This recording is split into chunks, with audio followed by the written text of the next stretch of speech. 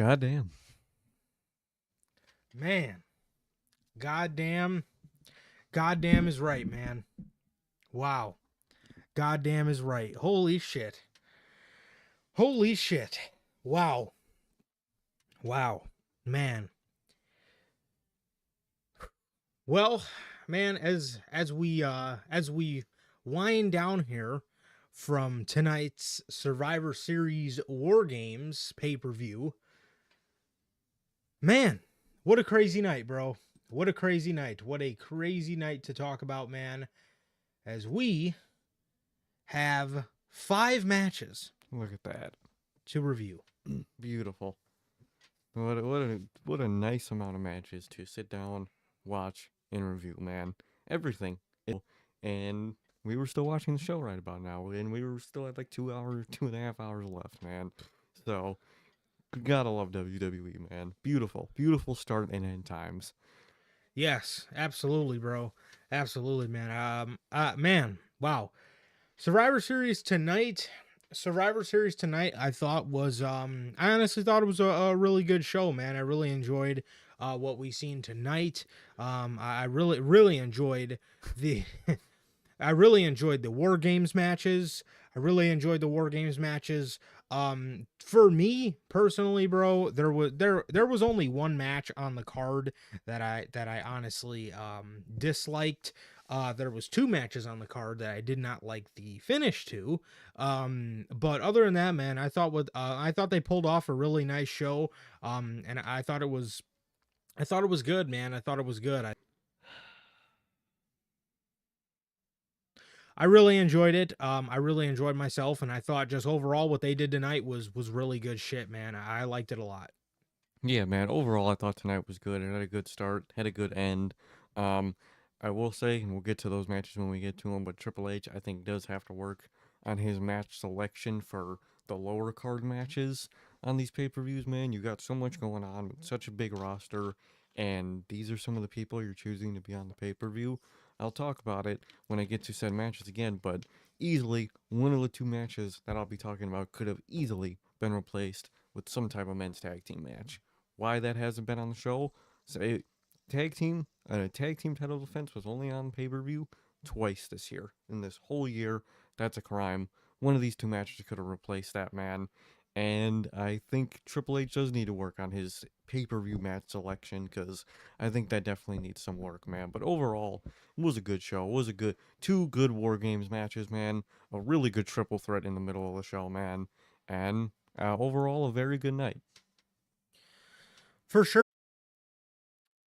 If this is your first time watching and you guys do not know how the show works, man, every Monday we are on here after Monday Night Raw with NHP Unscripted, and every Friday at 4 p.m. Central we are on here live with the news, as well as the pay-per-views for both AEW and WWE. We are live directly after the show goes off the air with the official post-show review. And with that, if you guys did miss this past the weekend's worth of shows, basically yesterday's news. If you guys did miss yesterday's news, that is not available on all platforms for you guys yet, but it should be available tomorrow, as well as this War Games review. It should be available for you guys sometime in the afternoon tomorrow. And with that, but if you guys are looking to find us on all platforms, that is Anchor, Spotify, Google Podcasts, Apple Podcasts, and if you want to see it first, join us right here live every single Monday after Monday Night Raw, Friday at 4 p.m. Central, and like I said, for the pay-per-views for both WWE and AEW, directly after with the post-show review, man.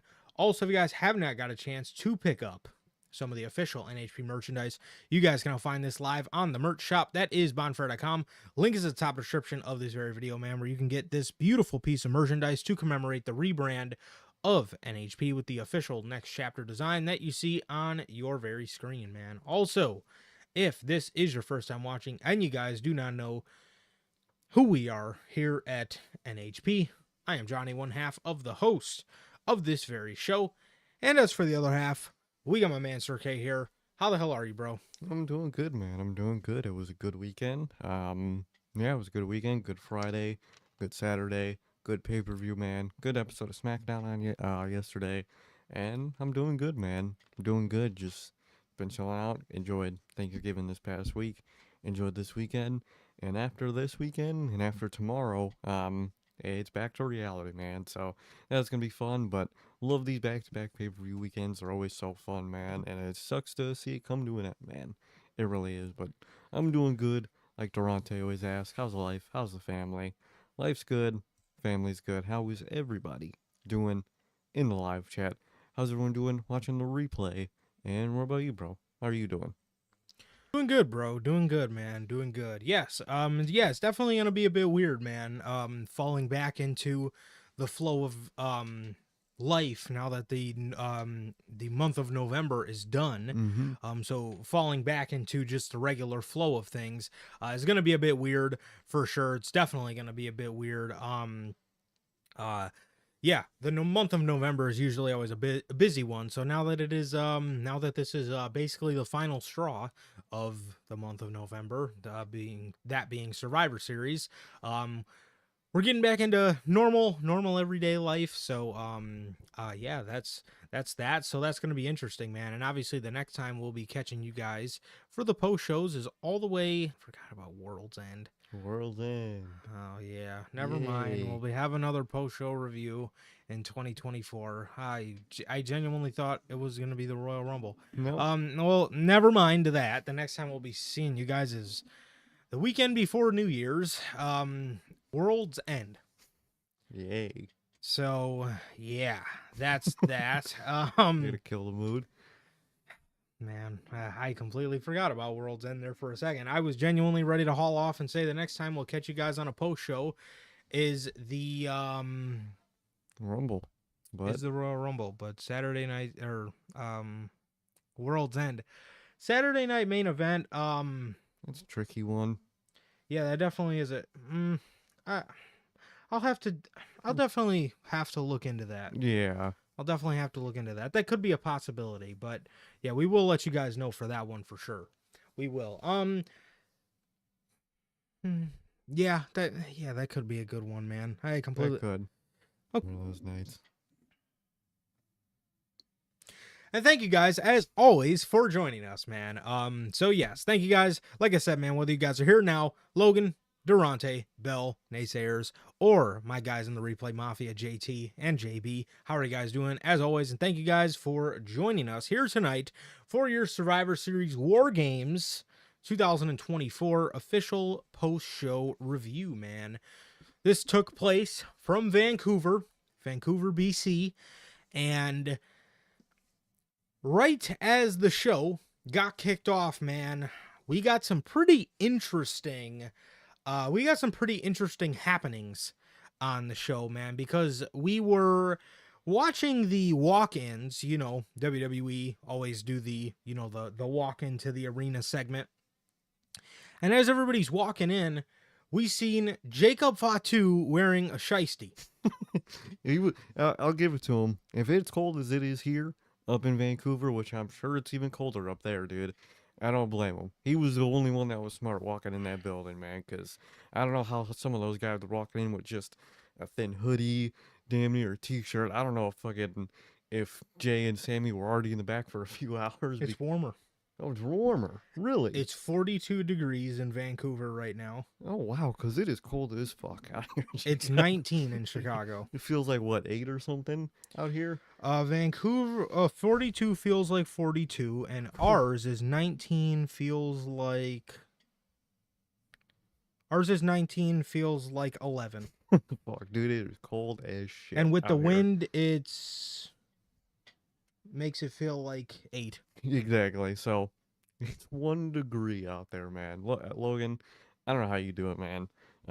Winter time, you always just tell us the craziest fucking weather. -11. Fuck that, dude. It's cold as shit. I guess it is warmer up there, man. So they weren't too underdressed, man. But Jacob Fatu is the only one dressing real, man. Just walking in a shiesty. Gotta love him. Absolutely hilarious, bro. I seen this man walking in. And I'm like, I'm laughing at Solo's chain because he just has a giant chain that says Solo. And I look in the background and I just see, and I'm like, is that fucking Jacob Fatu walking into the arena with a fucking shiesty and a hoodie? Full hoodie on, hoodie up, shiesty on. I respect it. This is somebody who is actually from the streets. Damian Priest, look, do some research, buddy. Sami Zayn is hanging out with Jay. He's trying on Jay's glasses. They're yeeting together. Roman walks in with Jimmy. CM Punk walks in by himself, and Paul Heyman walks in by himself. That was very interesting. He didn't walk in with Roman behind Roman and Jimmy. Walked in completely by himself, man. Very, very interesting entrance from him. I like the way they did that. Most definitely, bro. Very interesting stuff there. Why? Why would the wise man be walking in by himself and not with his tribal chief? Very, very interesting, man. Very, very, man. So that was interesting to kick off just before any matches. I thought that was very interesting. And then obviously we seen walk-ins from the women. They all walked in together as a team. We got more sponsors on the ring. We have 3 new sponsors, 3 new slots in the ring. There's one in each corner and then one in the middle top of the ring. And then obviously in the middle, there is the Prime logo. So right in the middle. Right in the middle. Smash dab right in the middle of the ring, man. So where else you gonna put it, man? But I love the fucking look of all the ads in the ring. I think it's so sporty. It's very UFC, very New Japan, and I love that fucking look, dude. I'm glad that they're fully committing with like the ads in the ring. I think it's the coolest thing, dude. I disagree, man. the whole time during the War Games match, all I could think about was Sonic 3.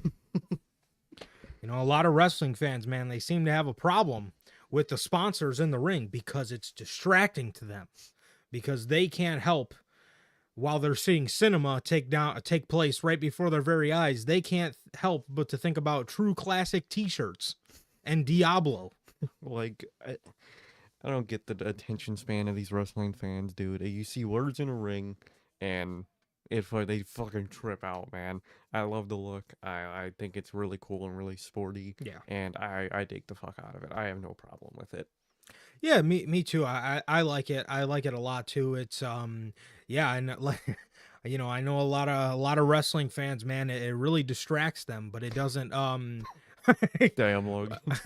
It really distracts a lot of these wrestling fans, man. But no, I like it a lot, and yeah, I liked when AEW did it. You know, I liked when they put the AEW logo like that in the middle of the ring. And I also liked you know, how they did like the DraftKings and all that kind of stuff. They just put their sponsors on the mat. I think that's really cool. But yeah, so there's a lot more spots, man. So WWE seems like going forward for their PLEs, they're going to be putting a lot more sponsors excuse me, in the middle of the ring. So I like that a lot, and I thought it was a nice touch. I really did. I enjoy. Obviously, I'm not thinking about the ad the whole time because I have the attention span better than a goldfish. But I enjoy the look. I think, like I said, I think it's very sporty, and the color might, I might agree with Logan. The color might be doing too much. If they were to add color to it, that might be doing a little too much. Because UFC, they'll have like a full green monster logo on it. They'll have, that might be a little doing too much, man. But I like the way WWE does it, and I like the sports feel it gives, man. Definitely, man. So to open the show, let's go ahead and move us out of the way here. To open the show, we got the women's War Games match. Hell yeah. We had Liv Morgan, Nia Jax, Tiffany Stratton, Camille Gonzalez, and Candice LeRae versus Bianca Belair, Rhea Ripley, Bally, Naomi, and Io Sky. Hell yeah. This is probably the first Triple H show where the women, I would say, didn't beat the men in their special match. Because I think all from like 4 games from last year to now, well, up until now, whether it was War Games, whether it was a Rumble, whether it was Money in the Bank, the women's matches always, for me, beat out the men's in quality. But I think this is the first time, or that I can remember, that I would say the men beat the women. Not that the women were bad. They actually did really good this year. But the men's was incredible. And the women's did great this year, man. But I think I think this is gonna be the first time I'm putting the men above the women here. Definitely, man. So, hmm, yeah, for Mm. the first time, yeah. Wow. Yeah, because every pay per view, every like special match pay per view, we've mentioned that. Hmm. I honestly can't think of the last time I thought I mean, maybe the original Bloodline Survivor Series. Yeah, I would say yeah. But honestly, bro, Since then, I think it's this is the first time since that maybe one. the men's Chamber. 2023 Royal Rumble, Mm, the one where Cody won. maybe I remember that one being good. that one was pretty decent. I think maybe. Was that the one? Was Hmm. that the one where Cody returned at 30? Oh yeah, it was. Yeah. Oh no, no. I think the women might have had a I better think one of those I too. think yeah. I think that one. Wow, it might have been. It might have genuinely actually been 2 years. I think it has been, man. Good job. Good job on Triple H, man. Definitely. The women had a good match. They The did. women had a really good match, but yeah, I would say. I mean, I would definitely say that the men had a way better War Games, and they lived up to it because, did. bro, ever since after WrestleMania, everybody, it was a community wide known thing that War Games was going to absolutely cook this year because we knew it was going to be Bloodline versus Bloodline. Oh yeah. And then obviously there was a couple pit stops along the way where a lot of wrestling fans wanted to go ahead and say that we were going to get Roman Reigns, Kevin Owens, Randy Orton, and Cody Rhodes versus the new Bloodline. I was an ass. And I was absolutely praying for my life that that would not happen, and Literally. thankfully it did not. Thank God. And we ended up getting what we should have gotten, which in all honesty, with what happened tonight, I really think it would have did WWE a lot of justice if they did this whole thing like if they did this whole thing like a month or if they gave them like an extra month of building. Yeah. I think that would have really helped them. Just I mean, we'll get into it, man, but to get the show back on track, man, the women's War Games match, yeah, it was good, man. It was good. I really enjoyed it. Man. One key note during the entrances, bro, other than the Beast Mordas showing up to fight on Team Rhea. I don't know where Rhea Ripley was. She did end up revealing halfway through the match that It was her, it was but- not the Beast Mordas. It was her. I thought it was a new women's Luchasaurus. Wow. But one thing that I noticed very early on was that Tiffany Stratton did not come out with the briefcase. Mm-hmm. So I thought this was very interesting, and obviously this would come into play a little bit later in the match, but Bayley and Nia Jax started the match. They started the match here as Bayley during when it was just these two in the ring, she would end up using her entrance sleeve that had chains on it as a weapon. She would use it as a weapon, so I really like that. Naomi would be next for Team Rhea. She would bring in a neon taped kendo stick Yeah. and a toilet seat. Right. Toilet seat was the most random weapon I've ever seen be used. Why? 100%. I've seen a lot of Weird weapons, but never seen a toilet seat. I'll give them that. yeah. That's a new one. I mean, what have we seen, man? Legos. Legos they like doing. What else is there? There's been some wacky ones, man. Yeah, you get the point. A lot of weird weapons, man, but never have I ever seen a fucking toilet seat. I thought that was a little odd. Naomi would then do a stink face to Nia Jax with the toilet seat wrapped around her neck. Why not? Got to use the weapon somehow. You know, that was something. I definitely say that was something. But yeah, they would end up Oh, I made that same joke when she pulled out that It's AEW. when she pulled out the toilet seat. I had mentioned something about her bringing out AEW Dynamite or something. I Um, mean, fuck. they actually a little later in the match, they actually would use the toilet seat pretty brutalizing. It got cracked over somebody's back, Yeah, and then it, like, broke in half. which I thought was quite funny because I thought it was a bit corny at first, and then they actually ended up using it in a pretty brutalizing way, which I can appreciate that. Um, but Candice would be next. She cuts off Tiffany Stratton on the way to the ring, as it looks like Candice is trying to be cool with Naya, and Tiffany's getting a little jealous of that, man. She's getting a little jealous. She sees their friendship and she's a little jealous of it. Um Lorray would then hit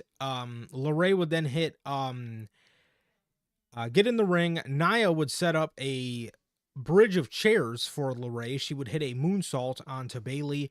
Out would then come Bianca Belair. Bianca would get in there, give her team a nice rush of offense, which then Tiffany Stratton would then come out next, get some of her stuff in. She would have like a, Io would come out after her, and these two would have a nice little like tumble off. These two were flipping all around the ring, showing off their agility. So that was nice, man. But when Io was originally coming in, she climbed to the top of the cage with a trash can. She had it attached to a string, and It was like, it kind of like wore it like a backpack to be able to climb it up the. I like that. That was unique. yep, she threw it around her shoulder and climbed up the cage. She threw it around her shoulder and climbed up the cage. Camille Rodriguez, Or Bret Hart. or what's her name now? Camille Gonzalez, or no? What? Is Yeah, it's Camille Rodriguez. Yeah. Is her name. Her cage opened. She walked and got abso-fucking-lutely no pop. No noise, no booing, no cheering, just pure nothing. Nothing, bro. She even did this thing where she grabs the ring apron and she looks around waiting for the people to chant "We want tables," as if they're not getting a whole entire fucking War Games match in front of them. Let's ask for a table. But regardless, Wrestling fans should ask for some deodorant, but they don't. yeah, they really fucking should. But she gets absolutely no pop whatsoever. Next would then the Beast Mordas would come out. Rhea Ripley would come out to the ring, and brawl kind of broke out in the left ring. Everybody would just break out into a huge brawl. Bianca would start spamming her hair whip on everybody. She was cracking everybody with it. Cracking the shit out of people. Yeah, she was cracking everybody with it. And Liv Morgan would then be last, as Rhea was the sole woman standing, waiting for Liv Morgan to get in the match. Liv would run back into gorilla position. She would grab her bat that she took Rhea Ripley out with, broke her orbital socket with, and come back out to the ring. She would come back out to the ring. The heels would get, we ended up getting a nice mix of offense between the two. Io and Tiffany Stratton would go on opposing sides of the War Games cage. Tiffany Stratton would do a swanton off of one side, and Io would do a backflip with a trash can on her head from the other side. Insane, dude. Insane double spot. An even crazier version of Io's spot from last year, man. Gotta love it, dude. She's the champ of these War Games matches, man. Like they said on commentary, she's been in every one of the single women's War Game matches that WWE has done, and she's still moving crazy, man. Crazy work. Yes. Very good stuff, bro. Very good stuff from Io. As always, man. As always. Truly. So when Tiffany would get back up, she would walk over to a trash can and she would pick up, she would dig through the trash can. She would see like thumbtacks, a bunch of other stuff, some velvet bags of some other stuff. And she would then come to find her briefcase, the Money in the Bank briefcase. She would look over to Raquel. She would look over to Raquel and she would look over, not Raquel. She would look over on the ground and see Morgan and Nia laying right next to each other, right there, down and out. She's holding the briefcase. Raquel would go up to her to yell at her, like, what are you doing? Io would then come in and break this whole thing up with a fire extinguisher.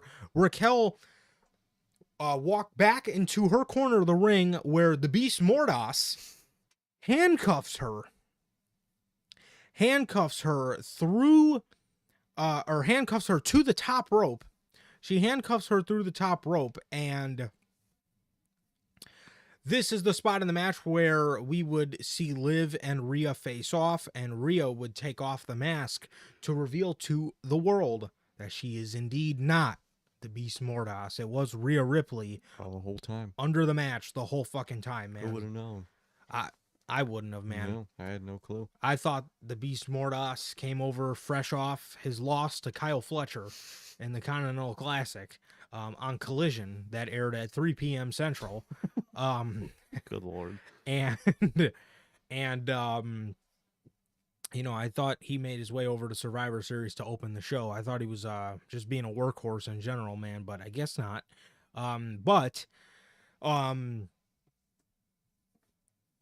There was another spot where Nia Jax was going to go for an annihilator on Bianca Belair through a table.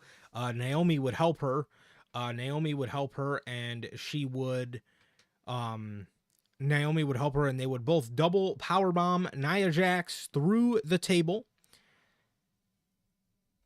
There was another table set up in the left ring, and Rhea Ripley would go for a riptide. Camille Gonzalez saved Liv Morgan, and while she was tied up, Rhea still got some offense in, man, to get Liv Morgan on the top rope and hit her with a riptide off the top rope through a table sitting on the in the ring, man. So she got riptide off the top. She got riptide off the top rope through a table.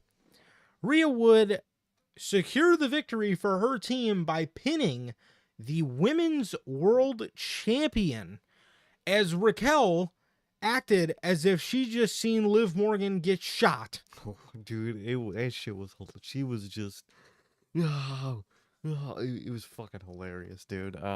Hilarious reaction, but good way to end the match, dude. That was a pretty tough riptide, and good way to end the match, dude. I thought it was a really fun match. A lot of good showcases from a lot of people. EO, of course. Tiffany got great. Got a great showing. Bailey did great. Everyone did great overall, dude. I think it was a really good match, really successful. The cash-in swerve thing was a little. I really wish if they would have went for it or like actually tried. I also don't know where you go after that, because Tiffany was obviously standing there wondering who she should do it on. So how Nia is still going to be friends with her after that is going to be kind of confusing. But other than that, I thought it was a really good Women's War Games. Thought it was real fun. Thought it did its job really good, and thought it was a good ending to it, man. Man, definitely, bro. Definitely, man. So I like this, man. I thought there was great action. I thought there was really good action in here, man. And we did see a little face off between Bailey and Io, and I like that. I like that, man. I seen Logan say that he wishes there was a little more tension with those two, and yeah, for Yeah, sure, I definitely would have liked to see them have maybe a couple more miscommunications, or Bianca as well.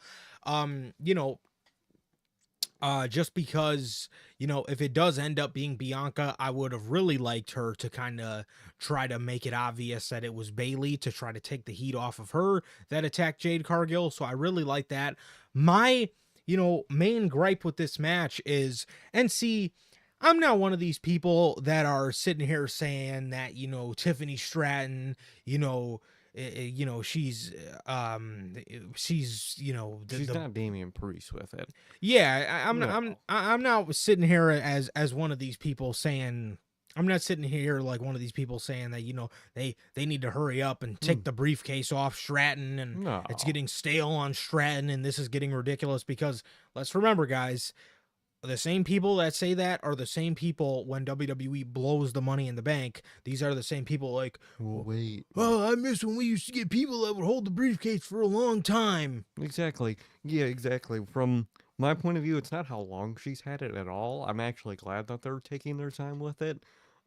It's just like the on-screen friendship we have that she has with Naya, that she obviously is willing to cash in on Naya at any moment, but like they're still like acting like she wouldn't. That's my only gripe with it. Other than that, I'm happy with the length, and I'm happy with how she's doing it.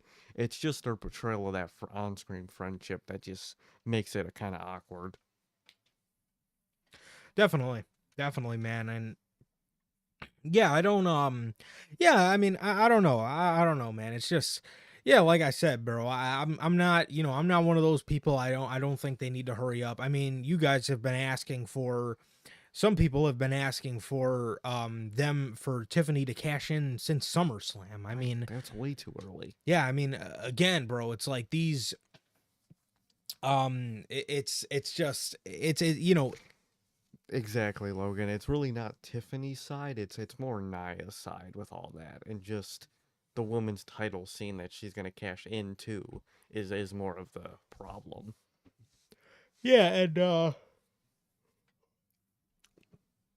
yeah, like I said though, man, I'm not asking for WWE to rush the briefcase off of Tiffany Stratton or anything like that. It's just, um, yeah, I mean, I you know, I think I don't want Tiffany. It was, I guess I'm sort of talking from a place where, um, I think I would have just liked to have seen something different, and we've never seen anybody cash in a War Games match. And, Exactly. and I thought tonight would have been, I honestly thought tonight would have been really cool. I thought tonight would have been really cool to do it. But if they do want to get, Tiffany closer to Mania, because in all honesty, bro, they probably have Tiffany Stratton versus Charlotte Flair in mind for WrestleMania. That's probably the Mania match. um then I do understand, but because damn well, if Tiffany were to win the title tonight by the Royal Rumble, there you were gonna have people being like, Oh, it's stale already. yep, take You the know, title off of her. wrestling fans. So, but I'm just speaking from I'm speaking from a place where I just really would have liked to seen, I would have really liked to seen Tiffany Stratton cash in on Nia Jax tonight, and It in would the be War Games match, and It would have been really, especially when you had the two women's champions in the same ring at the same time. You could have really done something cool with her cashing in, and really, we don't know who she's cashing in on. And then maybe she like helps someone up. They take out the other champ, and then because that champ thinks it's gonna be her, turns it around. It's actually they could have done some cool dynamic stuff with that, and I think it was just a missed opportunity for the moment. definitely for sure, man. But yeah, I mean, I don't think Tiffany is getting stale with the briefcase at all. No, I don't think she's held the briefcase too long.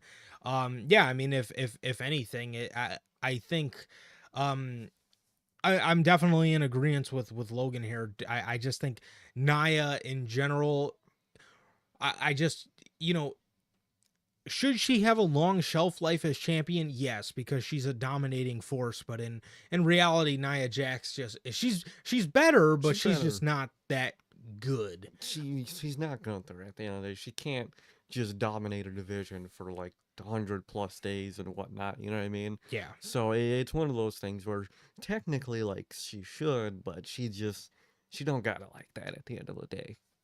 It's for like sure. Priest. For yes, absolutely.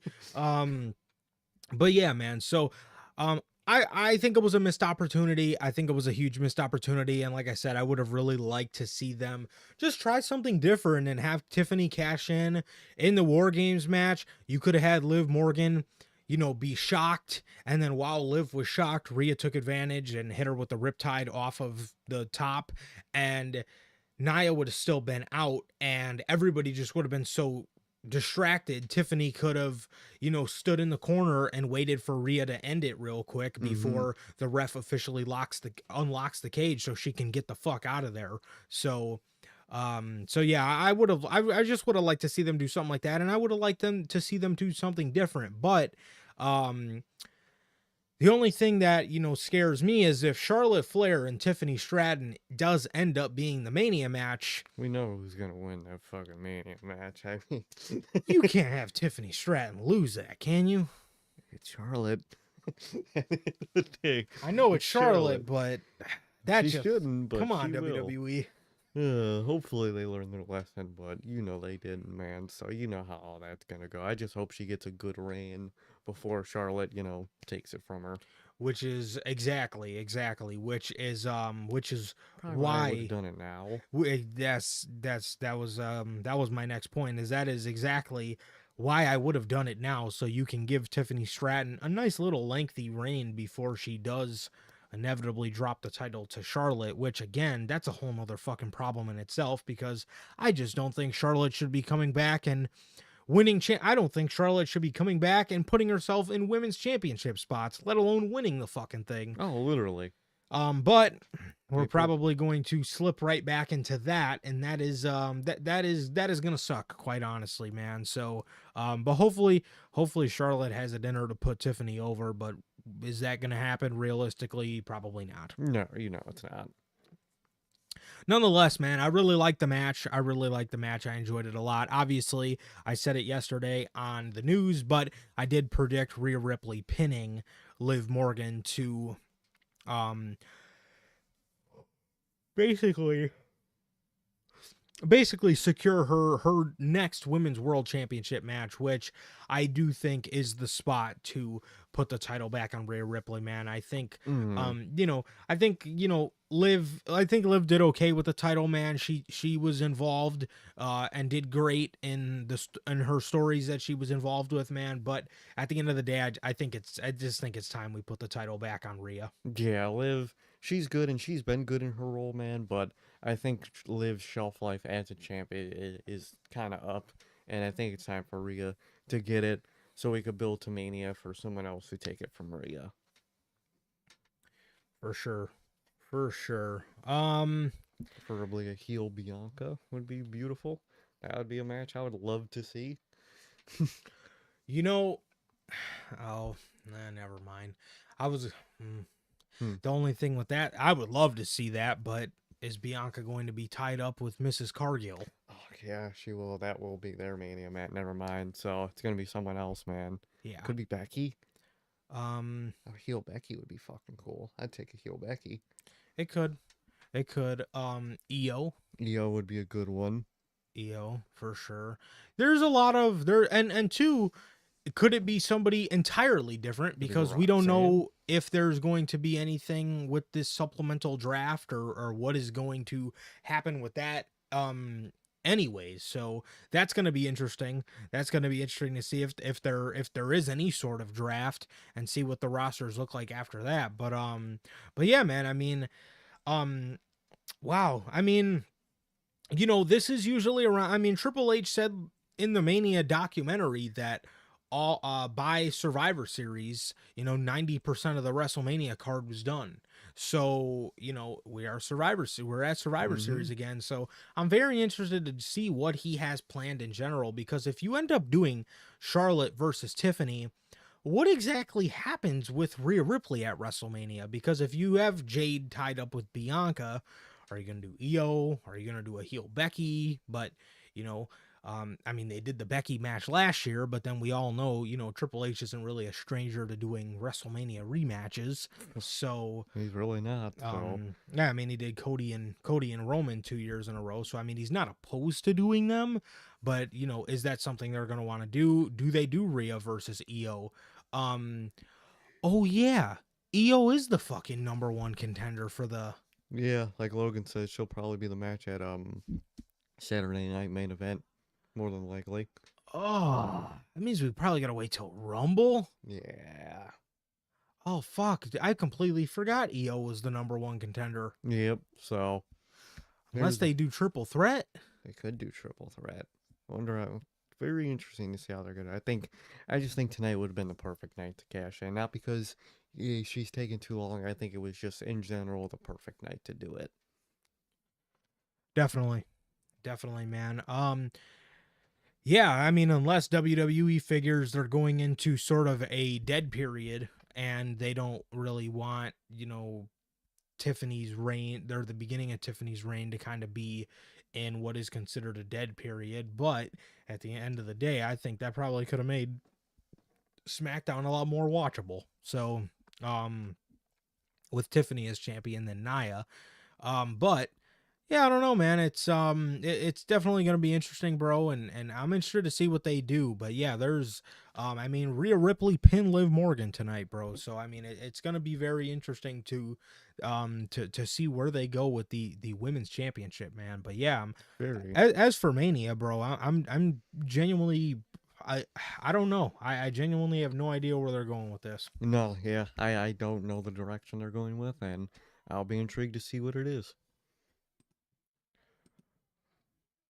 For sure, man.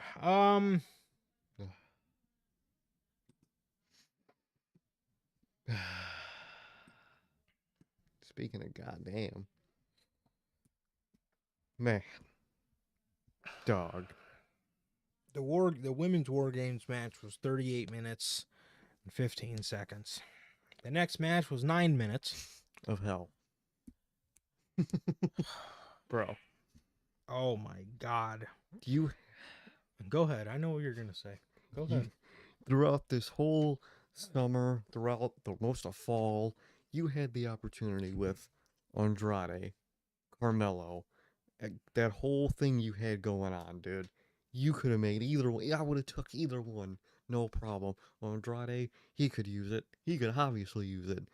Carmelo, he's young, he's new. It would made him look great. It would have made the title look great. And you fucking go.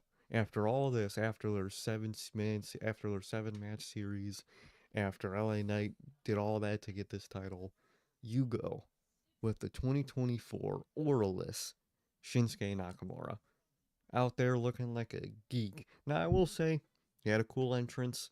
That was Fire. cool entrance gear, really cool. But other than that, once he took that fucking helmet off, geek. The fucking horrible it's not, bro. It's not even face paint. It's just fucking emo makeup. The man got on the whole mist stuff. I think is doing too much. I don't like this current character. Shinsuke is just, like I said, dude. He's auraless in the year of 2024, dude. I mean, aura completely gone. They fucking changed his theme song to fucking trap remix for some reason. It's like, why? What does this do for anybody? Because at the end of the day, whoever's gonna beat Shinsuke for this title, it would have looked better if they beat LA Knight. The whole division would have looked better. Whether it was Carmelo, whether it was Andrade, it would have looked better beating LA Knight. The mid card scene would have looked better. And I really don't know why you're doing this, dude. This is a really dumb decision, dude. It was really dumb.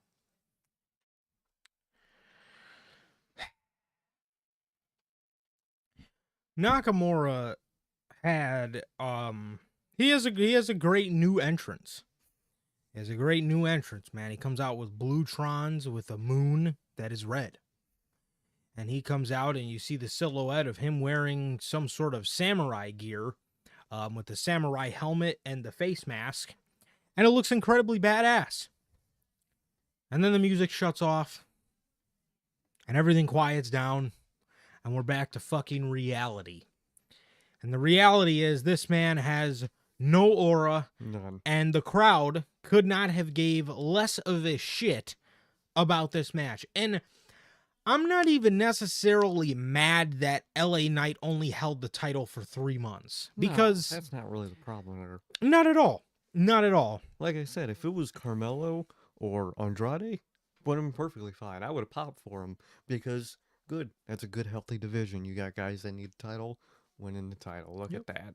And you give it to this dude. Yep, and you know, I mean, we talked about this when Swerve lost his belt, man. But not not everybody's got to hold the title for a year. No, it's okay to have a shorter reign. It's perfectly fine. Yeah, I mean I mean LA Knight held the title for 3 months, dude. If he would have fucking dropped the title here to the winner of the 7-game series, Carmelo Hayes or Andrade, that would have been fucking phenomenal. I mean, great work.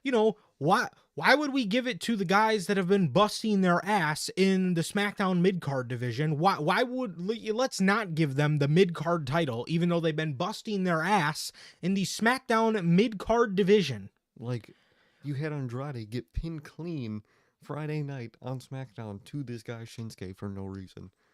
What? After all that shit he's done, you just have him get pinned like that? Why?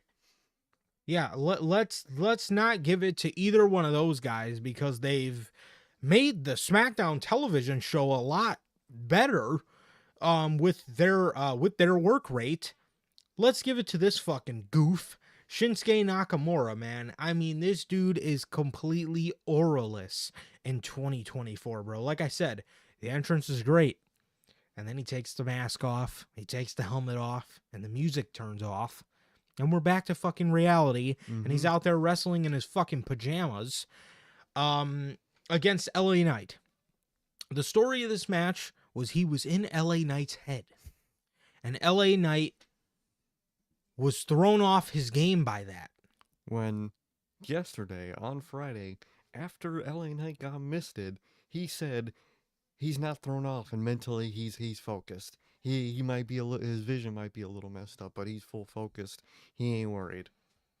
So he wasn't in his head. So, what? If anything, I think LA Knight was fucking thrown off by the creative. Yeah, I think that's what threw him off. Threw me the fuck off. I jumped the fuck up when his shoulder went down for 3, because I was like, huh? I was staring at the fucking ground for like 30 fucking seconds, because what? Who came to that decision? What? Shinsuke in 2024, dude. What? Oh my god. I don't know how you make that call, bro, but let me get something straight here. So, the match was about as basic as you can get.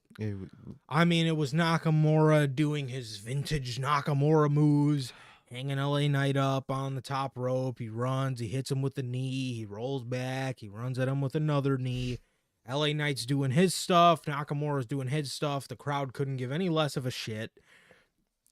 The crowd was fucking dead. I mean, the crowd was dead during this match. LA Knight hit his elbow drop, his LA Knight elbow drop on Nakamura. These two then fight in the middle of the ring. Nakamura hits an inverted DDT, or a scorpion death drop, on that little the middle ring part, where the steel part of the ring for War Games. LA Knight rolls in the ring. Nakamura hits a Kinshasa, and he fucking beats LA Knight for the United States Championship. Again, bro, you have all these guys. More specifically, you have Andrade. Carmelo. I was going to say Andrade Hayes. You have Andrade and Carmelo Hayes on the show, who have been working their ass off in your mid-card division, and you don't give it to either one of them with the mid-card title? Who busted their ass in that division for that title never won it, and then Shinsuke just comes in. What was he back for 3 weeks? It has been 3 weeks, Maybe 2. maybe 2, and just wins it. We're great way to show that hard work does not pay off. Who are you, Tony Khan? Hard work is not paying off over here. What is this?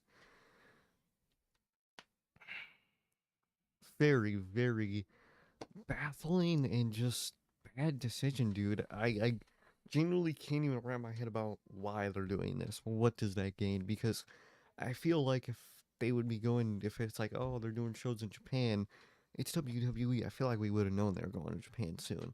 So I don't think they are. So what does this do for anybody? Who beats Nakamura that looks better than they would have beat LA Knight? No matter who beats Nakamura, they would have looked better beating LA Knight, and so would the division. Very bad decision. Well, yeah, because LA Knight is somebody who actually has an ounce of relevance in the year of 2024. How would it, like, I'll throw a random name out there, Obafemi. Mm-hmm. Obafemi would have looked better beating LA Knight than he would have beating Nakamura. At this juncture, who the fuck hasn't beaten Nakamura? Trick Williams, another random name I'm going to throw out there, would have looked better beating LA Knight than he would have beating Nakamura. Nobody gains anything from beating Nakamura. This guy's a dead act. He's completely dead. Like, I don't understand why they did this, dude. I couldn't tell you a single person it gains on the roster. It doesn't gain anybody. You've tried to do this twice since the Triple H regime with this guy. You've tried to reinvent him and make him Like a dastardly heel. Now he's some sort of emo samurai warrior, and neither time did it work past the first stuff he was doing. And this was DOA. Yeah, it was DOA. Like, and that's the thing. It's been shown from his first ever heel turn to all the other times he tried to be a dastardly heel. This is like the 4th time on the main roster they tried it in general. Not even 2 in the Triple H era. There was like 2 other ones in the Vince era, dude. It doesn't work. He doesn't work as a heel. I'm sorry. He's bad as a heel. His glory is in a babyface. Especially in his old man age, like older age he is in now. He'd be a good fucking babyface to go for. The story of, he's old, but can he still go? You have that in him, and you're not going to use it. That's just a misuse of himself too. If he came back babyface, worked his ass off for a couple months and got here, I would have been fine with it. I probably would have been cheering for it. I miss Nakamura with some aura, with some fan cheering and singing of his song, but we ain't got that no more. He's this weird, dastardly, emo, misting guy. It just doesn't work with Nakamura, dude. His glory was as a babyface, and you haven't tried that ever since. I don't know why. I don't know why either, bro. I don't know why either. I don't know. I don't know, man. I honestly, I don't. Me personally, man, I don't even know at this juncture if a babyface would have worked for him. I honestly, if you ask me, bro, I honestly just think his time in WWE just passed him up. Yeah. I think it passed him up. I think the only chance he had of surviving in WWE was back, the years of 2016 through 2020, late 2018. They could have maybe salvaged him if they wanted in early 2019, and obviously they didn't. They buried him. They buried the shit out of him. They fucking buried him. They took everything away from him. They took everything away from him. Everything. Gear, song, aura. They literally took everything away from him, and he's left with constant reinvention, and none of it works. And if you go back to doing what you originally done with Nakamura, you're never going to capture lightning in a fucking bottle like you did when he came into the company 8 years ago. Oh, no. It's, if you ask me, man, he's done, bro. He's fucking washed. I'm sorry, man. I mean, he is, man. It's just, it's not, it don't hit like it used to, and it never fucking will. And there's a lot of young guys that they could have used in this spot over him, man. And again, there's nobody There's absolutely nobody on that roster that is going to beat Nakamura and look better than if they would have just beat LA Knight. There's Oh, exactly. nobody. Nobody. And as for Nakamura, man, I'm sorry. You can try all the repackages. You can even you can dress him Exactly. exactly how you did in 2016, and I still don't think it'll fucking work. Aura's gone. You failed him. You, for 4, 5, 6 years, you buried that man straight. He was over when he first came in. When he first came on the main roster, super over. He got his main event spot, one fucking Royal Rumble. People were going crazy. Excited for a dream match, him and AJ. That match stunk, and he lost for no reason.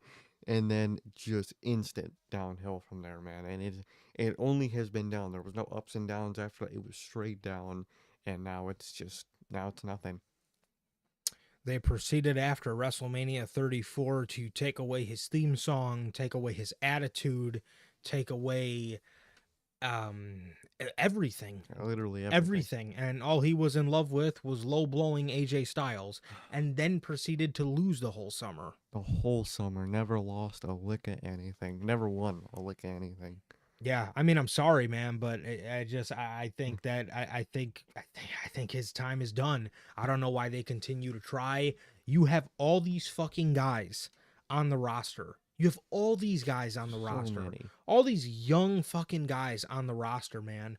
I mean, you look up and down that roster. Breaker, Hayes, Andrade, Dragunov, Fatu, Femi, Trick. You have all these Tyler Bate, Pete Dunne, man. I mean, you have all these younger guys, and you put the U.S. title on Nakamura. That's just a bad move, dude. It's just a bad move. That's all it is. Man, I mean, you have all these guys, and a lot of the guys that I just named, you weren't doing anything with. No. And you prioritize wanting to put the U.S. title on Nakamura here? Makes no fucking sense, dude. I mean, I don't get that whatsoever, bro. I don't get that whatsoever. Why? You know, like I said, there's a lot of names they could have went with, bro, but why in the blue hell you did not reward Andrade or Carmelo Hayes with the United States Championship completely blows my fucking mind. Very. Fucking really blows my fucking mind. Don't understand this decision. Don't know what it does for anybody. And I don't know what's fucking next for this guy. I couldn't tell you. I genuinely could not tell you either, bro. I seriously could not tell you either. I don't know. I don't know. What did I don't know what's next. I don't know who's next. I don't know nothing. Genuinely nothing. This stumped the fuck out of me. I mean, you know, Hayes is a heel, but you still got Andrade, but he fucking just beat Andrade clean on SmackDown. So like, it has to be a call up or something or some dude. I don't fucking know. I really don't fucking know, dude. Ridiculous. Absolutely fucking ridiculous, man. I didn't understand this at all, nor am I rocking with this, bro. I think this was a horrible move. I think it was. I think this was a really horrible move.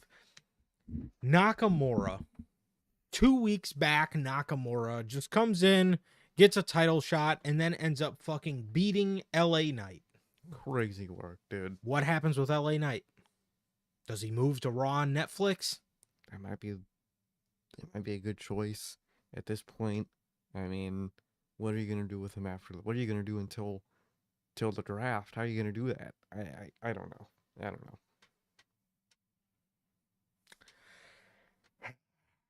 I don't know either. I don't know either, man. I truly don't. I truly don't know either, man. But yeah, putting Nakamura, putting the title on Nakamura, man.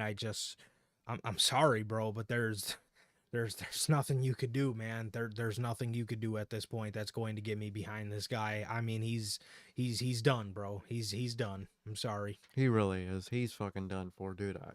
Horrible decision. After this, we get an Otis True Classic t-shirt segment where he is walking around backstage like Mike Tyson, man. He's walking around with his ass out, after he was in the locker room or the changing room doing God knows what in who that knows room. what. He was making a lot of interesting moans in there, man. He might have been Might have been on Reddit. he very well he very well could have been double LFT. Okay. He very well could have been like Lifter, man. So I don't You never know. I don't know what Otis was doing in there, man. I don't know if he was on his Lifter shit or I don't know what was going on there. I don't he might have been hanging out on Reddit for all we know, man. But He either might have. way, he came out of there wearing a shirt that they advertised as a loose fitting shirt, and it was very tight on Otis, It was. and he just came out with his meat out Yeah. and then just walked away with his fucking ass hanging out. So I don't know what they had going on there. Like I said, he might have been LLFT, but yeah, I mean that's my guess, man. I think that's my prediction, man. I think he might have been like Lifter. He might have been very. It was a funny segment, man. Don't know what he was doing in there. Might have been on Reddit. You never know, man. So funny segment, dude. Funny segment. He walked fucking away with his ass out, and wonder where he went after that, man. I might have went to find him. The triple threat match for the Intercontinental Championship. Man, this was a goodie. LA Knight. Fuck am I talking about, bro? That shit really threw you off. Fucking Napa Snora really threw us off. Braun Breaker versus Sheamus versus Lip.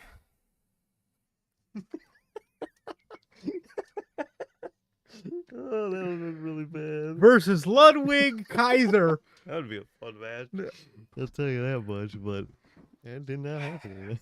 Braun Breaker versus Ludwig Kaiser versus Sheamus. Oh, man. The triple threat. Kaiser, Sheamus, and Braun, okay? No Reddit involved in this match. This was great. This was fucking great. This was the best match on the undercard. Oh, easy, man. Far and away. Match I cared about most in the first place, and Yep. match that I knew was going to deliver, and it still fucking delivered, man. Great dynamic between the three. Great fucking match through and through, dude. 100%. 100%, man. This match was incredible. Mm-hmm. This match was incredible. Absolutely delivered on in every sense of the word, bro. In every sense of the word. This was incredible, man. Early on, these guys were fighting on the outside, and Braun Breaker would launch himself at Ludwig Kaiser to some sort of jumping clothesline. It seemed to be the air. Dude, he damn near jumped over his head. Bro, this man is a fucking... Who is this guy? I'm telling you. Where is he from? Is he out of this world? He is not from here. I don't think. This world. But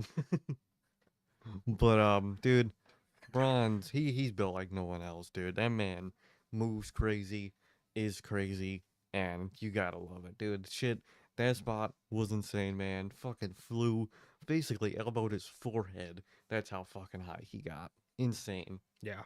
That was nuts. That was absolutely nuts. This one fed my soul. It did. Braun Breaker did a double leg takedown with some punches to the face to Sheamus, and it actually fucking looked phenomenal. It actually looked like he got some fucking shots in on his fucking face. Oh, dude, it looks great. He wasn't punching the mat. He wasn't tapping his chest or fucking punching his shoulder, dude. He was like straight elbowing right to his forehead, dude, and it looked phenomenal. Sheamus sold it great. God. Braun sold it great. We need more of that. That's one thing that I think a lot of these guys can improve on, but someone like Braun does great in is like the punching in the ring. Exactly, the little stuff, the punching, the elbowing, the brawling.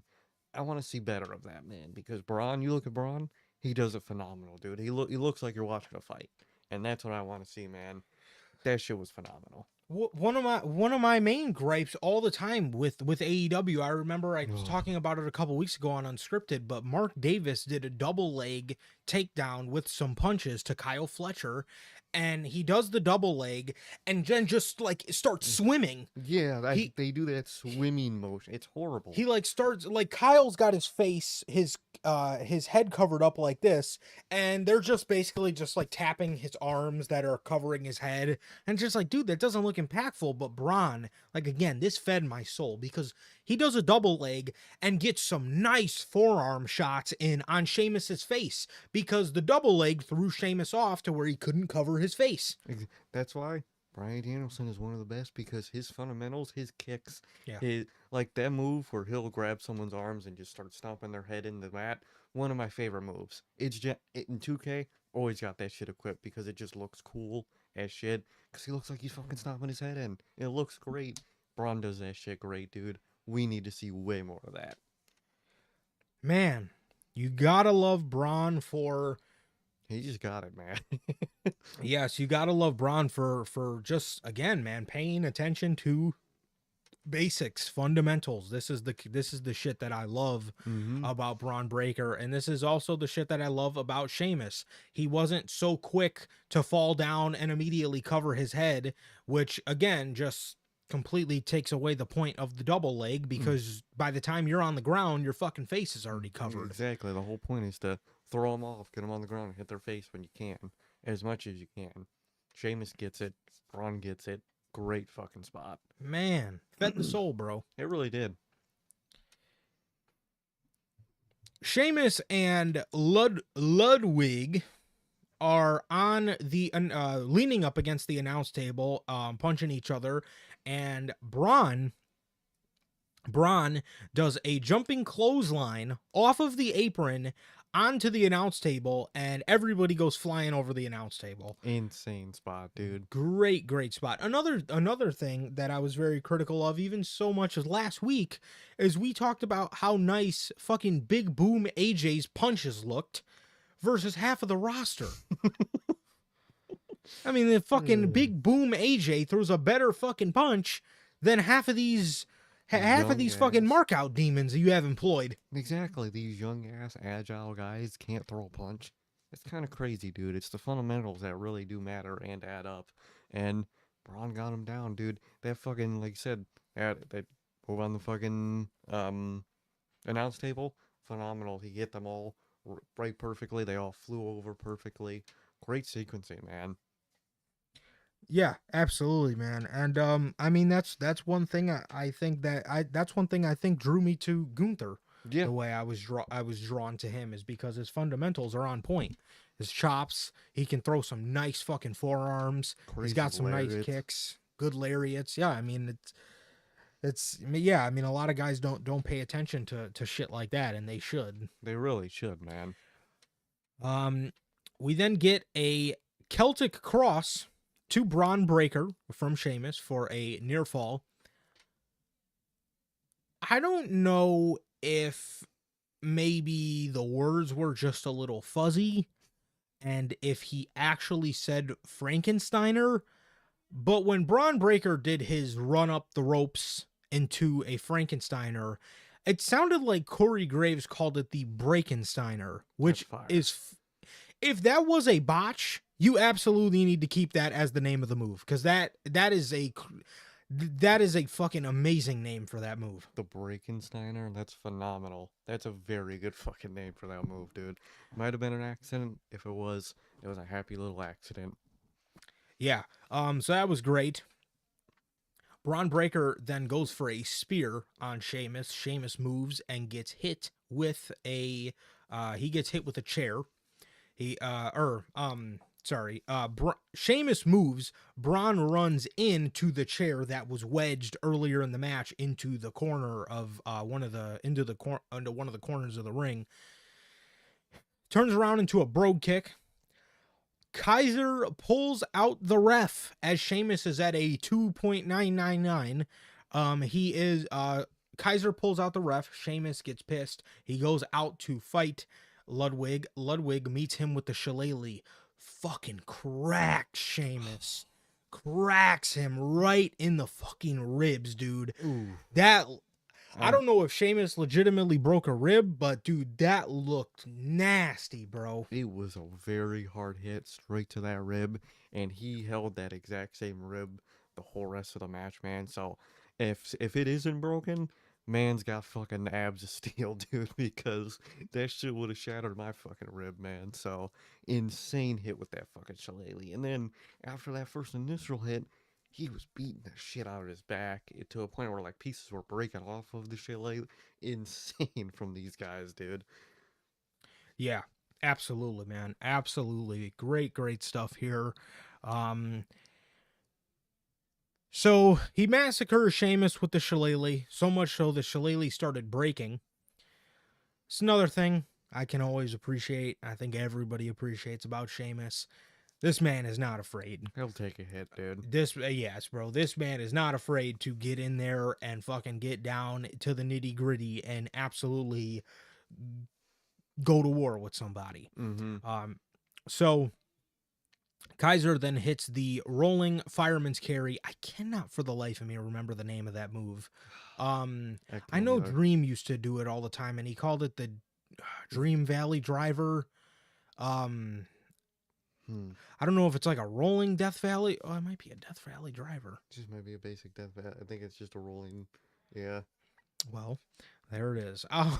But he hits a Death Valley Driver on Sheamus.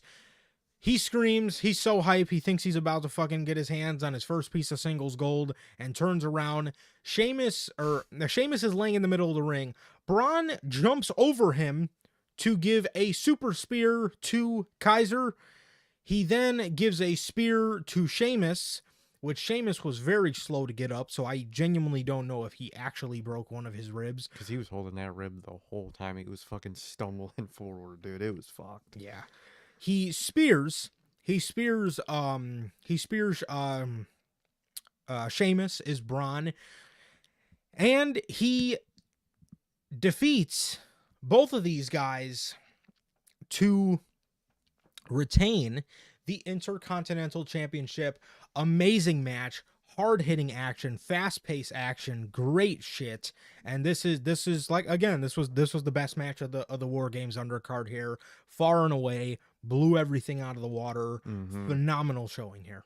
Exactly. Phenomenal. I cared going into the match. I cared about the match while watching it.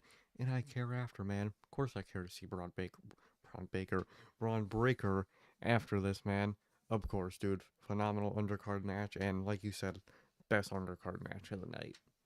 No question, bro. No question. We got Sir K over here pulling a Tony Schiavone. Oh, man. Braun Baker. I don't know about 25, man. We unfortunately watched some pieces of Collision in the pre-show time for when Collision was on.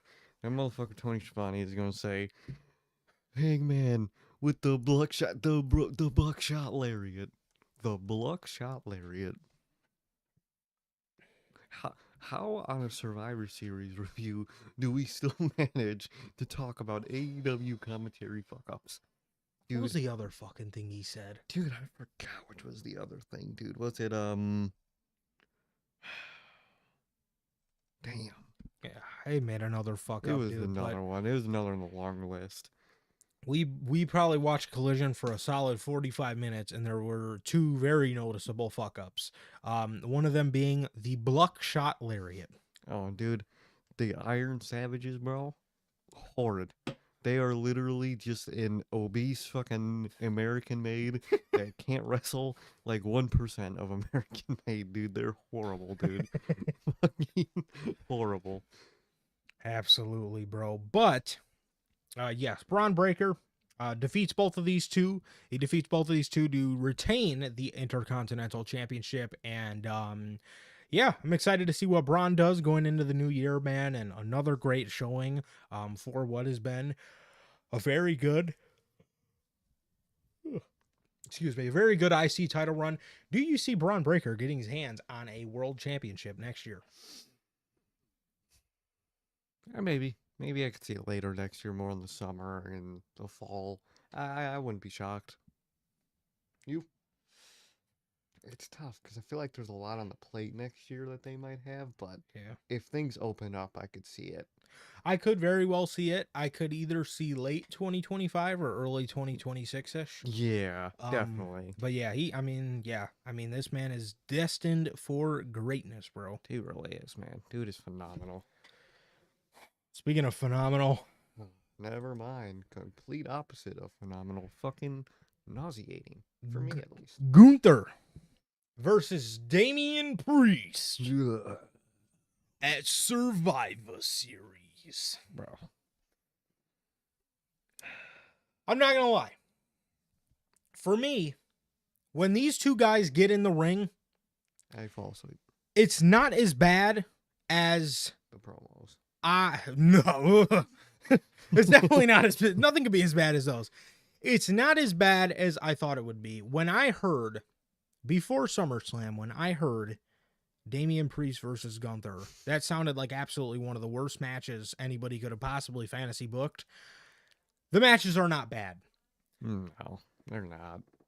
But at the end of the day, man, was the end. Did they fuck the ending of this up? And again, this match is not something that is absolutely, match of the year quality. Was it solid in-ring work? I thought yes. I thought it was. But again, we'll get to it as we progress in the match. I thought they fucked the end of this match up royally. Oh, yeah. It was just a whole clusterfuck at the end, man. And just, to be honest, when we're talking about undercard matches, I probably would have replaced this match in the first place. How you don't put a tag team match when you have two actually hot tag teams, with, War Raiders on Raw and that whole scene. And then you got, obviously MCMG on SmackDown and them in that scene. How you don't put one of those two divisions on this pay-per-view is a fucking crime to me. Priest did not need to be on this pay-per-view. You could have, if Gunther wasn't facing Punk, he probably could have been off this and then replaced with a tag team match, dude. Because, again, it wasn't a bad match.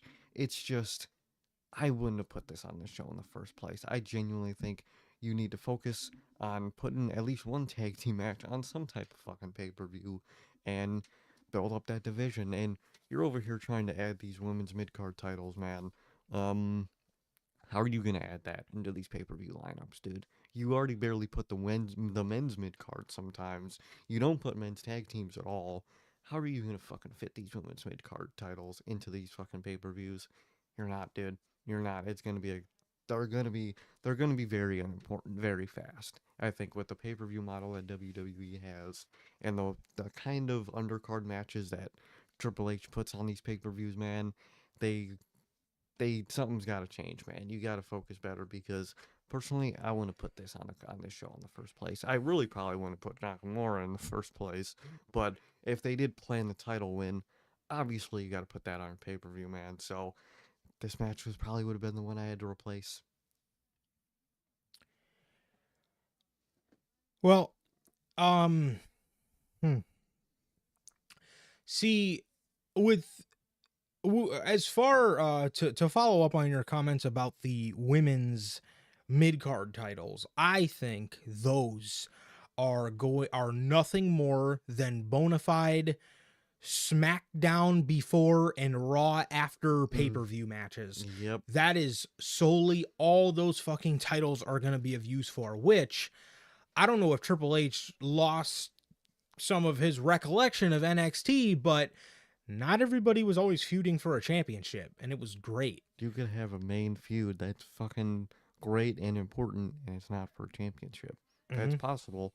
Not everyone needs to be a champion. I mean, look at what they just did with Drew and Punk. Not saying everybody's going to get to the level of Drew and Punk, but what I'm saying is simple storytelling.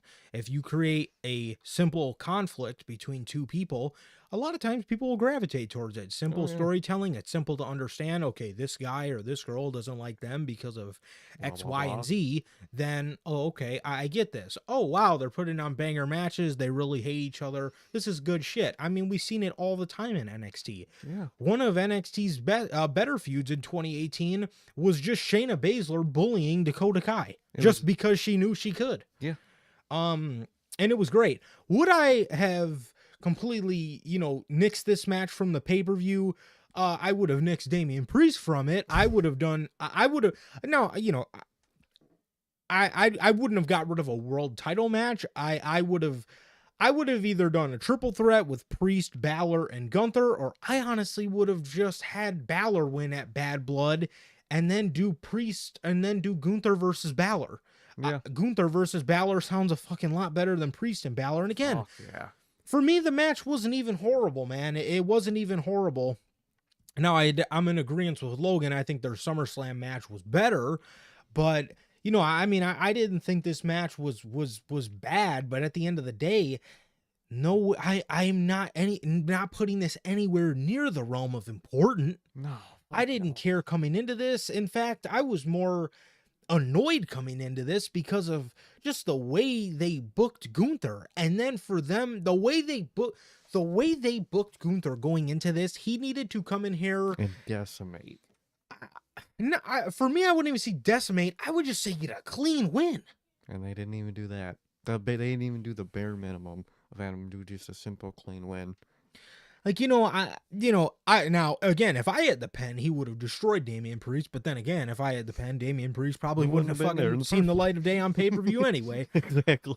But if I had the pen to book this match, man, again, I would have had him at least destroy Damian Priest. But I get WWE wants to, make Damian Priest, a lot more than he actually is. And they want to make him, popular and a strong character. So I get that, which is why I say at the fucking bare minimum, just a clean victory. Just have Gunther, have Gunther get in some offense. Damian Priest mounts the comeback.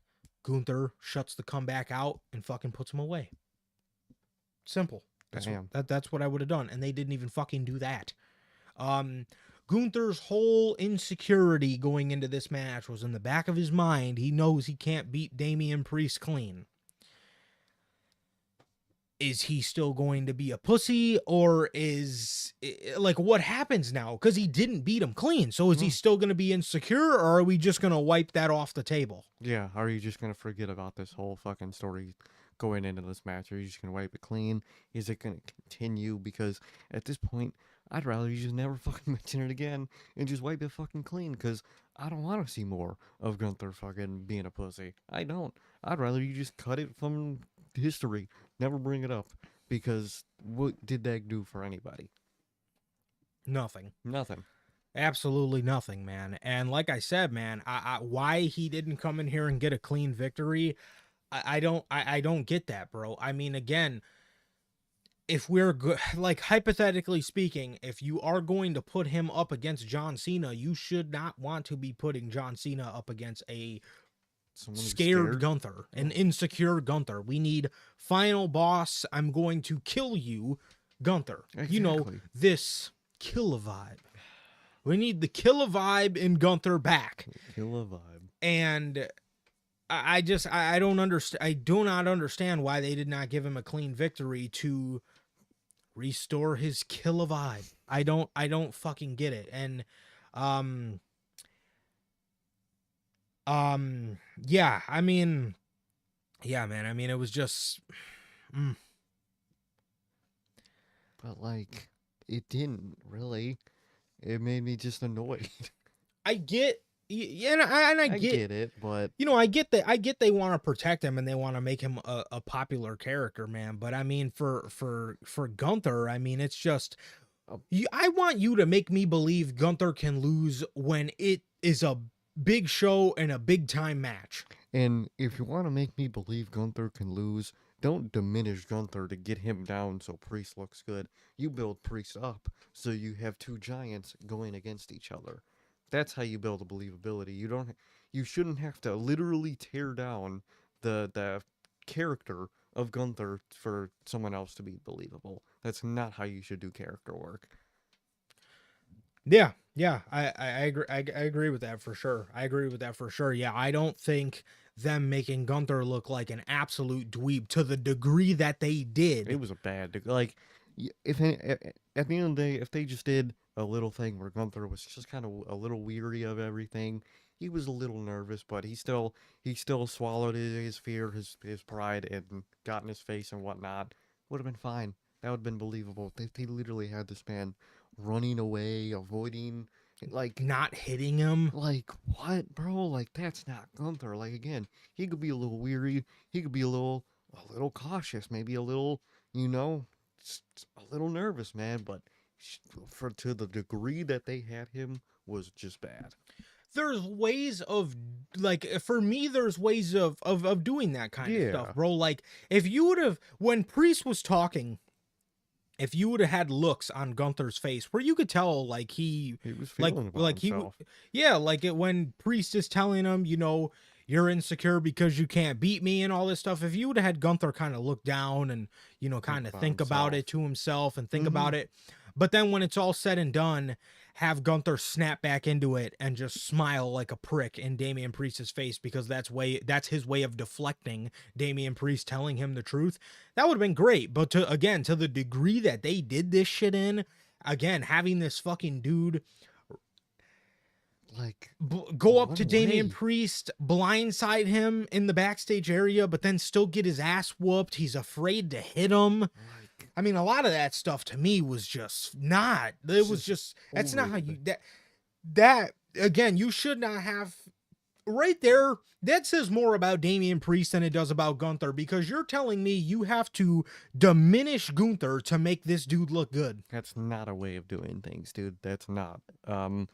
I think they just went about it all wrong. They tried way too hard and it made it look really bad. And I think that was the biggest problem. They tried way too hard. They had to diminish one to get someone to that level, and that's not how you get someone to that level. And you know, Gunther was being, they booked him like a massive pussy.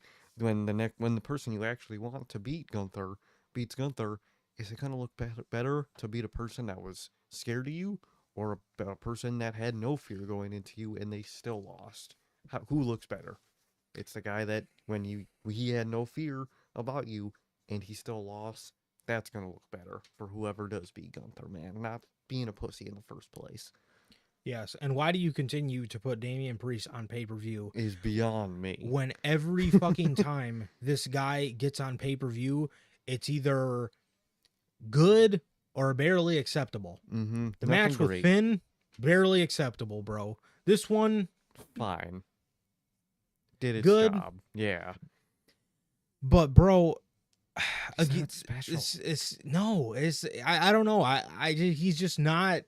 Like I said, WWE went out of their way to put premium in the name of these things, and Damian Priest's work is not premium. I mean, again, some of his work is good. I'll admit it. Yeah, he's And fine. I'll fucking tell you guys when Damian Priest sucks, and I'll tell you, and I'll also tell you when some of his work was good. And again, from my opinion, man, tonight's stuff was good, but was it premium? No. And what also you should take into consideration is how much people care about these matches going into it, and that was everything except for the word premium. Exactly. And another thing, these things are premium, all that stuff.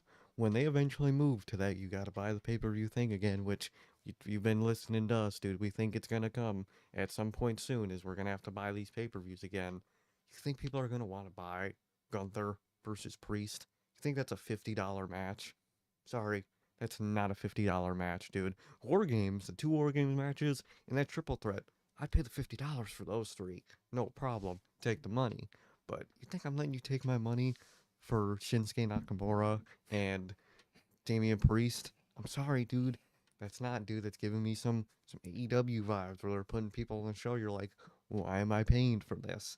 They're gonna when they introduce that model, they gotta realize they gotta make it look as good as possible going into these shows because people are gonna have to end up spending their hard-earned money on the pay-per-view itself, and I'm not spending my money on Damian Priest, bro. I'm sorry. Again, at the at his at the end of the day, I do like the guy. I think he can be very good in a certain role.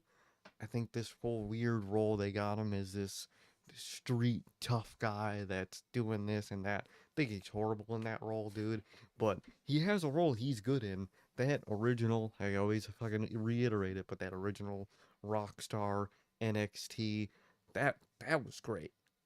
I'd watch him versus Gunther. I would. I'd be fine with it. But this Damian Priest, where he's talking like he doesn't not talk like that, because we know he don't talk like that, and the way they're building him up, it's just I don't believe it, and it annoys me more than I care in a way. It's not good, man. It's not.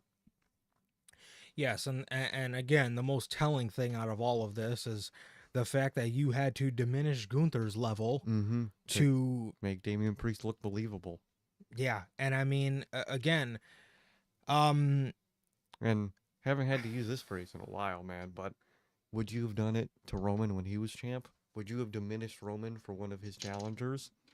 No, you fucking wouldn't have. Nope. So why are you doing it to Gunther? Come on. yeah, absolutely, bro. And Priest, yeah, I don't know, man. He's just I mean this match right here, it would have been a fine Monday Night Raw match, It bro, but would've. this is not a Monday Night Raw match, and a lot of Damian Priest's work, man, I just don't think fits on a premium live event, bro. Doesn't, dude. It Um, really doesn't. And a lot of his work that I would consider worthy of being on a PLE is because of the other guy. Yeah, The SummerSlam match, because Finn. I would attest that fucking to Gunther. Yeah. The Bad Blood match should have not been on pay-per-view.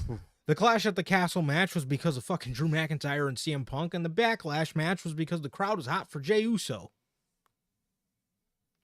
That's the problem I have too, man. People actually believe this guy. That's the most That's baffling. mind-boggling thing to me, bro. How you don't see right through this act is insane to me, man. He is not a main event talent. He's not, dude. I'm sorry. He's just he's not. He He's is not. upper mid Carter at best. He is, dude. He is, man. And that's just how it is.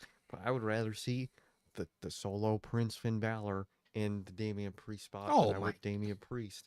That's all I ever think about when I watch Damian Priest in this main event spot. It's like The wrong guy was pushed. the wrong guy was pushed. At the end of the day, it should be a heel or babyface.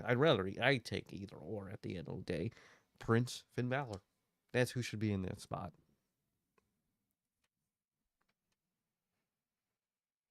I don't know, man. I don't know. Damian Priest is just it's not it, man. It's not it, bro. I'm sorry. He's not, dude. I'm sorry. So this match here tonight on Survivor Series, again, it was a good match. It was a good match. It was not on par with their SummerSlam match, but you know, again, for me personally, man, to sit here and tell you guys this was bad in-ring stuff, I don't think so. I thought they told a simple story, and I thought they did very well with the original stuff. Gunther started the match off getting some offense and working on Damian Priest's right arm. Effectively to take out the South of Heaven chokeslam. So smart move on Gunther's part. Very Gunther thing to do. Mm-hmm. Damian Priest would mount the comeback, and as he was mounting his comeback, Gunther would come out of nowhere, hit him with a power bomb. That would be a near fall. That would be a near fall. A little bit later in the match, Damian Priest would then end up hitting the Razor's Edge to Gunther for a near fall. Damian then would go for the South of Heaven. He cannot lift Gunther because of his arm. Gunther would counter this, put him in a Kimura lock, which Priest would grab the rope. Priest would grab the rope and break the hold. Priest would get on the top rope. Gunther would slap him on the chest. Go to go for a superplex. Damian would then grab his throat to go for the South of Heaven off the top, and they would both fall off the top rope. I originally thought this was a botch. I thought he was supposed to go for the South of Heaven, and it was botched, which scared me a lot because I thought about the possibility of, oh my God, was he supposed to South of Heaven him off the top rope and win the fucking match? Oh. That's what commentary called it. It wasn't necessarily a Brock Kimura, but it was. He had his arm in like a. Yeah. Okay. Yeah, it might be, bro. Might be. So they both fall. Priest falls to the outside and Gunther falls in the ring. Crowd starts cheering, so I knew some shenanigans were about to happen. Finn Balor. Finn Balor comes off the top, or not even the top. Finn Balor walks up the steel steps, hits a coup de grace off the steps to Damian as the ref is looking at him. And Gunther runs over there and big boots Balor in the face. He gets Priest in the ring, puts him in another Kimura type arm lock.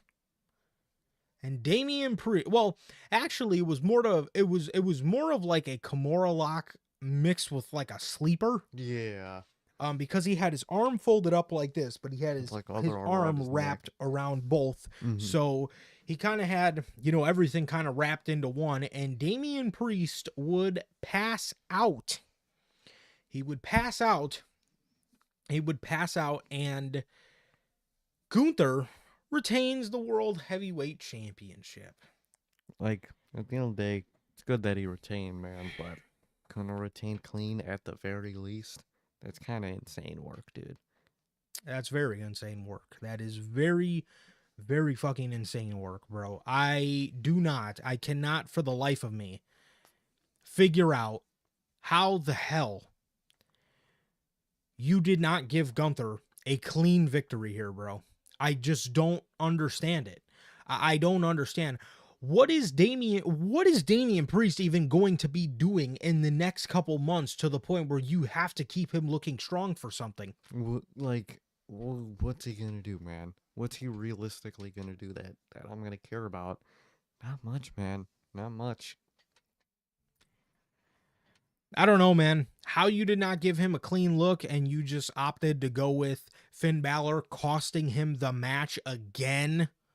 Again, it really just goes to, what are you trying to tell me here? That Gunther can't win a match clean because he went through a whole fucking IC title reign, and a lot of those matches he won clean. They literally were saying on commentary before this match even started that, what was it, 78% of Gunther's time in the company has been as a champion. Mm-hmm. Damn near all those he won clean. Whether it was the UK title, the IC title, or the world title, he fucking won clean. So why Priest of all people is the person he can't? I don't get it. Damian fucking Priest. He's not that good, dude. He's not everybody he beat in that IC title run. Everybody he beat in that UK title run was clean. And he can't beat Damian Priest. That's just stupidity. This man walked through fucking Pete Dunne, Tyler Bate, Joe Coffey, Sami Zayn, Drew McIntyre, Sheamus, so many people. Literally, so many fucking people. Ricochet. Oh yeah. And we'll do it later. He beat all those guys clean, bro. And he can't beat fucking Damian Priest. Insane work, dude. Randy Orton. He beat Randy Orton clean. Like, bro. I don't get it, bro. No, I really don't get it, man. It makes no sense to me. I don't get it whatsoever. I don't fucking get it whatsoever. So, that was that. Damian Priest goes out to a sleeper / Kimura lock, and I don't know where they go from here. Do they do a triple threat? Does Gunther completely move on and drop his insecure gimmick that he literally just had to do to make Damian Priest look good? I have absolutely no fucking idea. I have no idea, man. I don't know. I don't know. I don't understand it. I don't know. It just boggles my mind, bro. Boggles my mind. And again, the match wasn't horrific, bro, but man, I mean, at the end of the day, man, with what they did tonight, I definitely wouldn't call it premium. No. I wouldn't call it premium, but I wouldn't call it bad. No, I wouldn't call it bad at the end of the day. I would call the build really bad, but the match was fine, dude, and it's just not something I would have done at this pay-per-view. Yeah, the build was absolutely atrocious, bro. I have never seen Gunther more down in the dumps. And again, I mentioned this a couple unscripteds ago. I've had casual wrestling fans come that I know ask me why Gunther is being treated like this. Literally. Come on. It's obvious.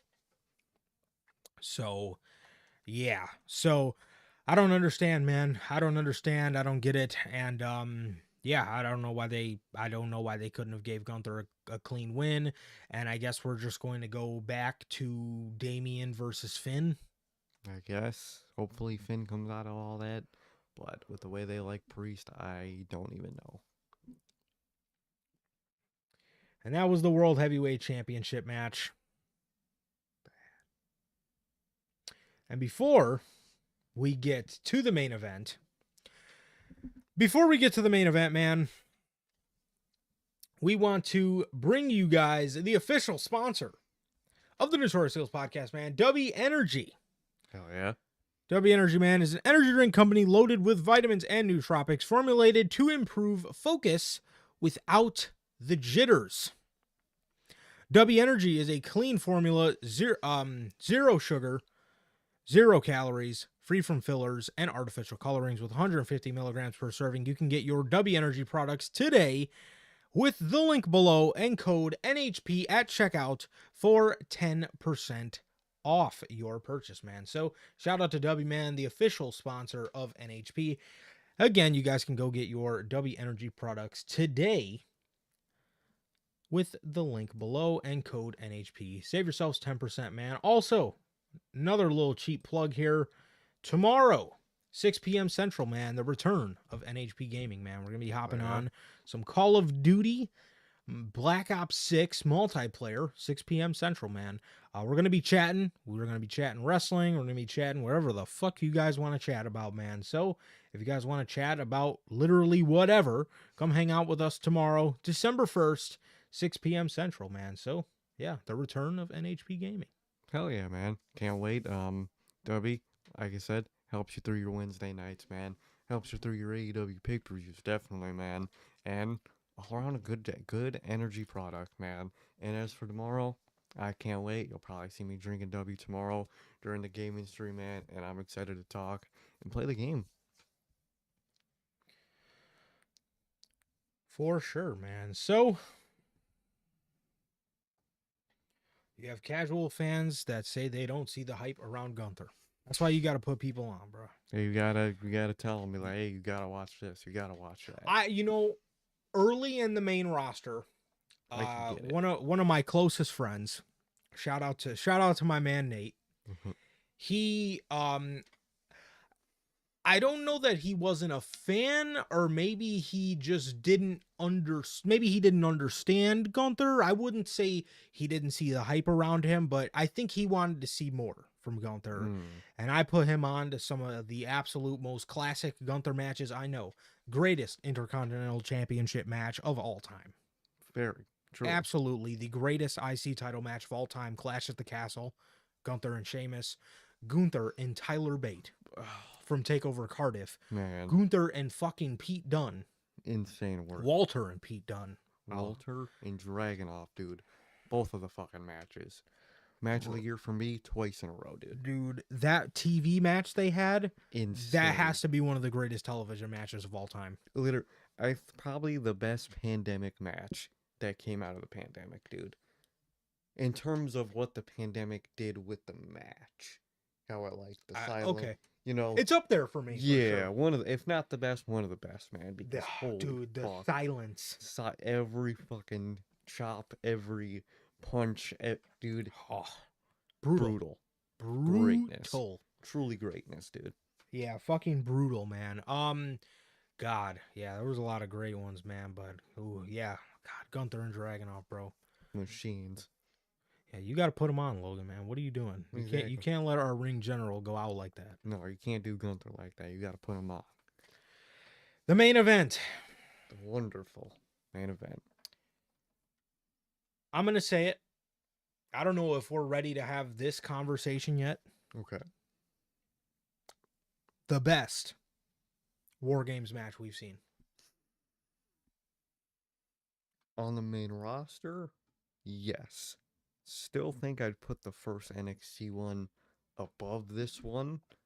But this one being second, if not first for me, or those just two being the best in general, just goes to show the type of people you should be putting in these matches, dude. Because the reason that first War Games match was so great, because you guys had people like Sanity, Undisputed, guys that were willing to go the extra mile just to do crazy shit. And you go to this match, and obviously there was the massive story element. When you're also talking about the in-ring element, you had the new Bloodline, you had fucking Bronson Reed, you had Jacob Fatu, you had God, all demons, bro. It goes to show, bro, when you put demons in war games, nothing but greatness, dude. This is, for me, is at least the best main roster war games match. Probably my second best war games match.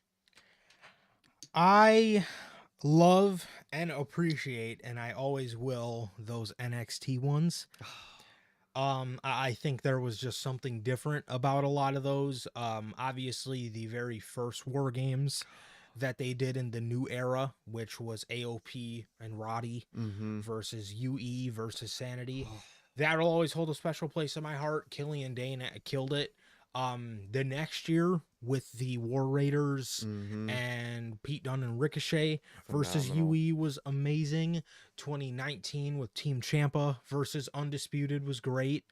Um, and then obviously, nobody cared about the Capitol Wrestling Center ones. I think it was like Undisputed versus like fucking Pat McAfee's group or Yeah, that whatever was it a was. weird one. There was a sleeper in 2021 with Black and Gold versus 2.0. That one was fun. That I one was liked it. I like that War Games match, bro. But man, I'm gonna be honest, bro. I think this one might have took the cake It might have. because there was guys being demons also mixed with the story element, Mm-hmm. and I think the story element slightly put this over the original 2017 War Games for me. I can respect that. I can definitely respect it. Was, again, it's like you said, it's one that has both. It has the demon tree of the fucking new bloodline, man. You got Jacob Fatu, you got Tomatonga just fucking climbing the cage like that one part in the Mario games where you had doing that cage to get through the one levels, climbing the cage like that, fucking just fucking losing his mind, dude. And like you said, dude, you got the story element, you got the dynamic with Roman and Punk, just the old bloodline, the new bloodline, that whole dynamic, phenomenal, man. Story and match, again, that's how you always get peak, dude. 100%. 100%, man. And yeah, I don't know. I don't know that we are ready for this conversation, but I think this one might be my favorite War Games, and I think this might, in my humble opinion, might be the best War Games we've seen, I can respect that. because holy shit. It was insane. This Fun. was so much fucking fun mixed with Great story. You're Oh. asking this and that in a good way, dude. Great. See, me and Sir K have been nailing down some of these year-end awards, and I think our conversation got a little harder This for match of the year because this at the very least is a nominee, or at the very least definitely be a needs to winner. be in a conversation for it.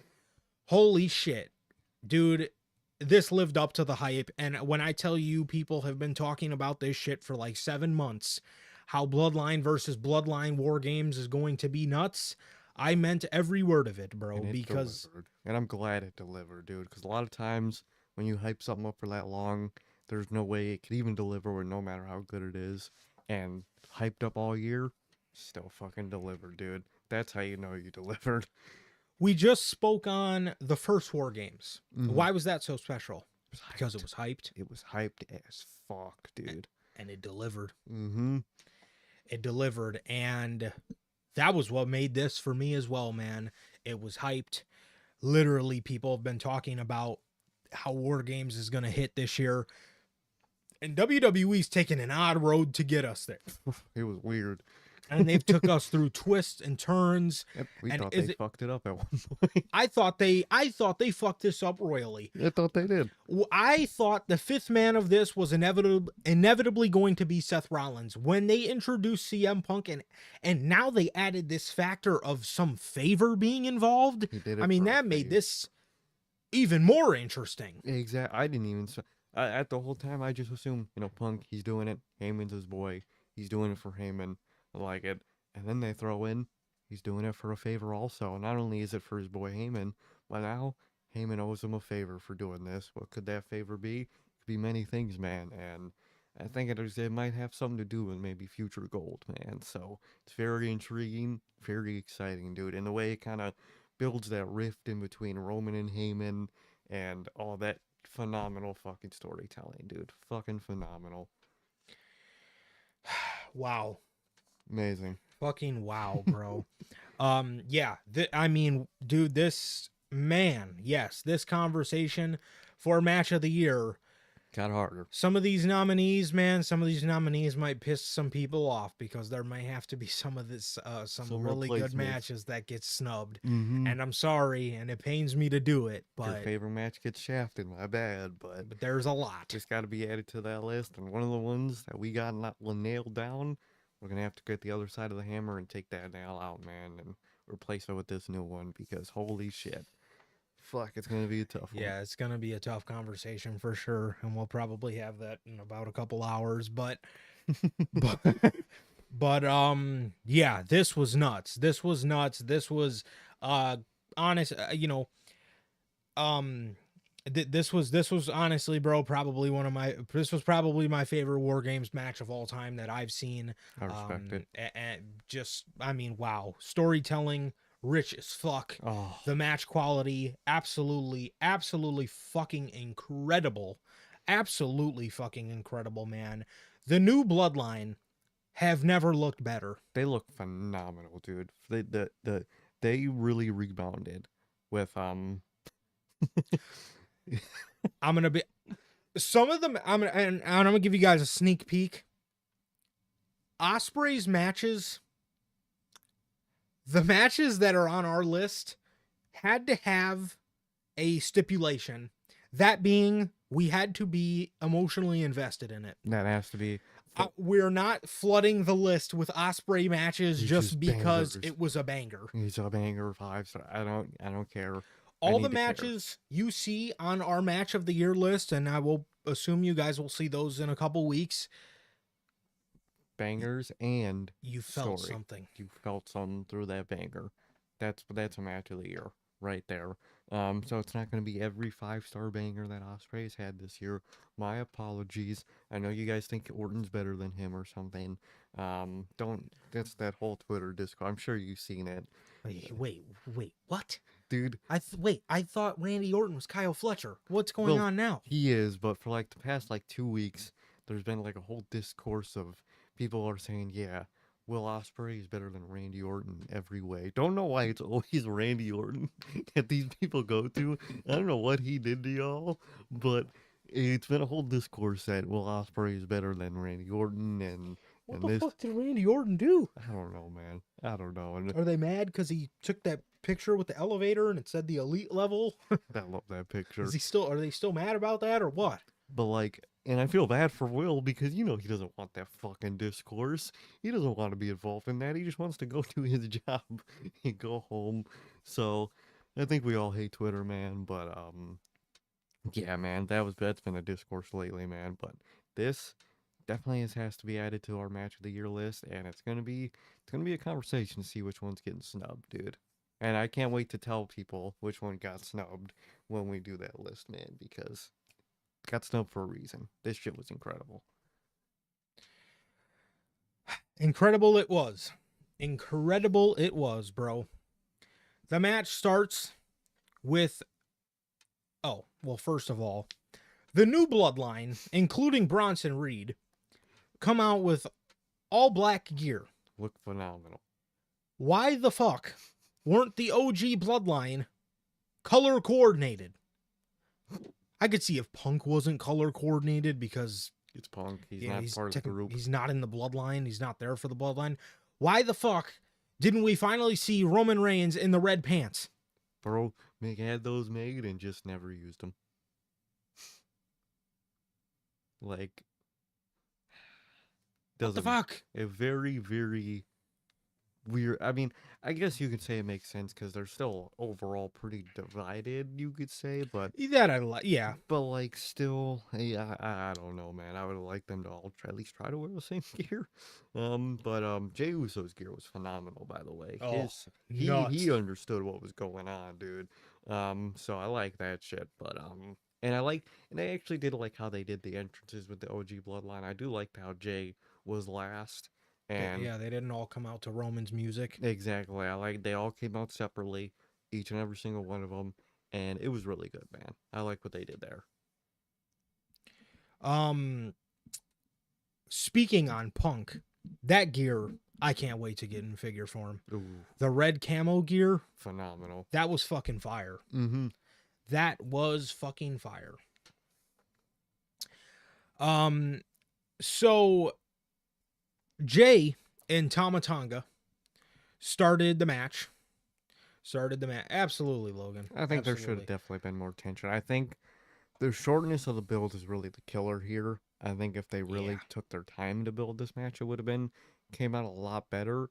But you are right in like there should be no more leaders, and Roman's constantly making himself the leader. Like the aspect of Roman calling the shots on who came out next. Should have not happened. Yeah, It like they're they equal. Like again, if Sammy was gonna go out next, have Sammy do a Sammy thing and going you out. know tell Roman, I got this.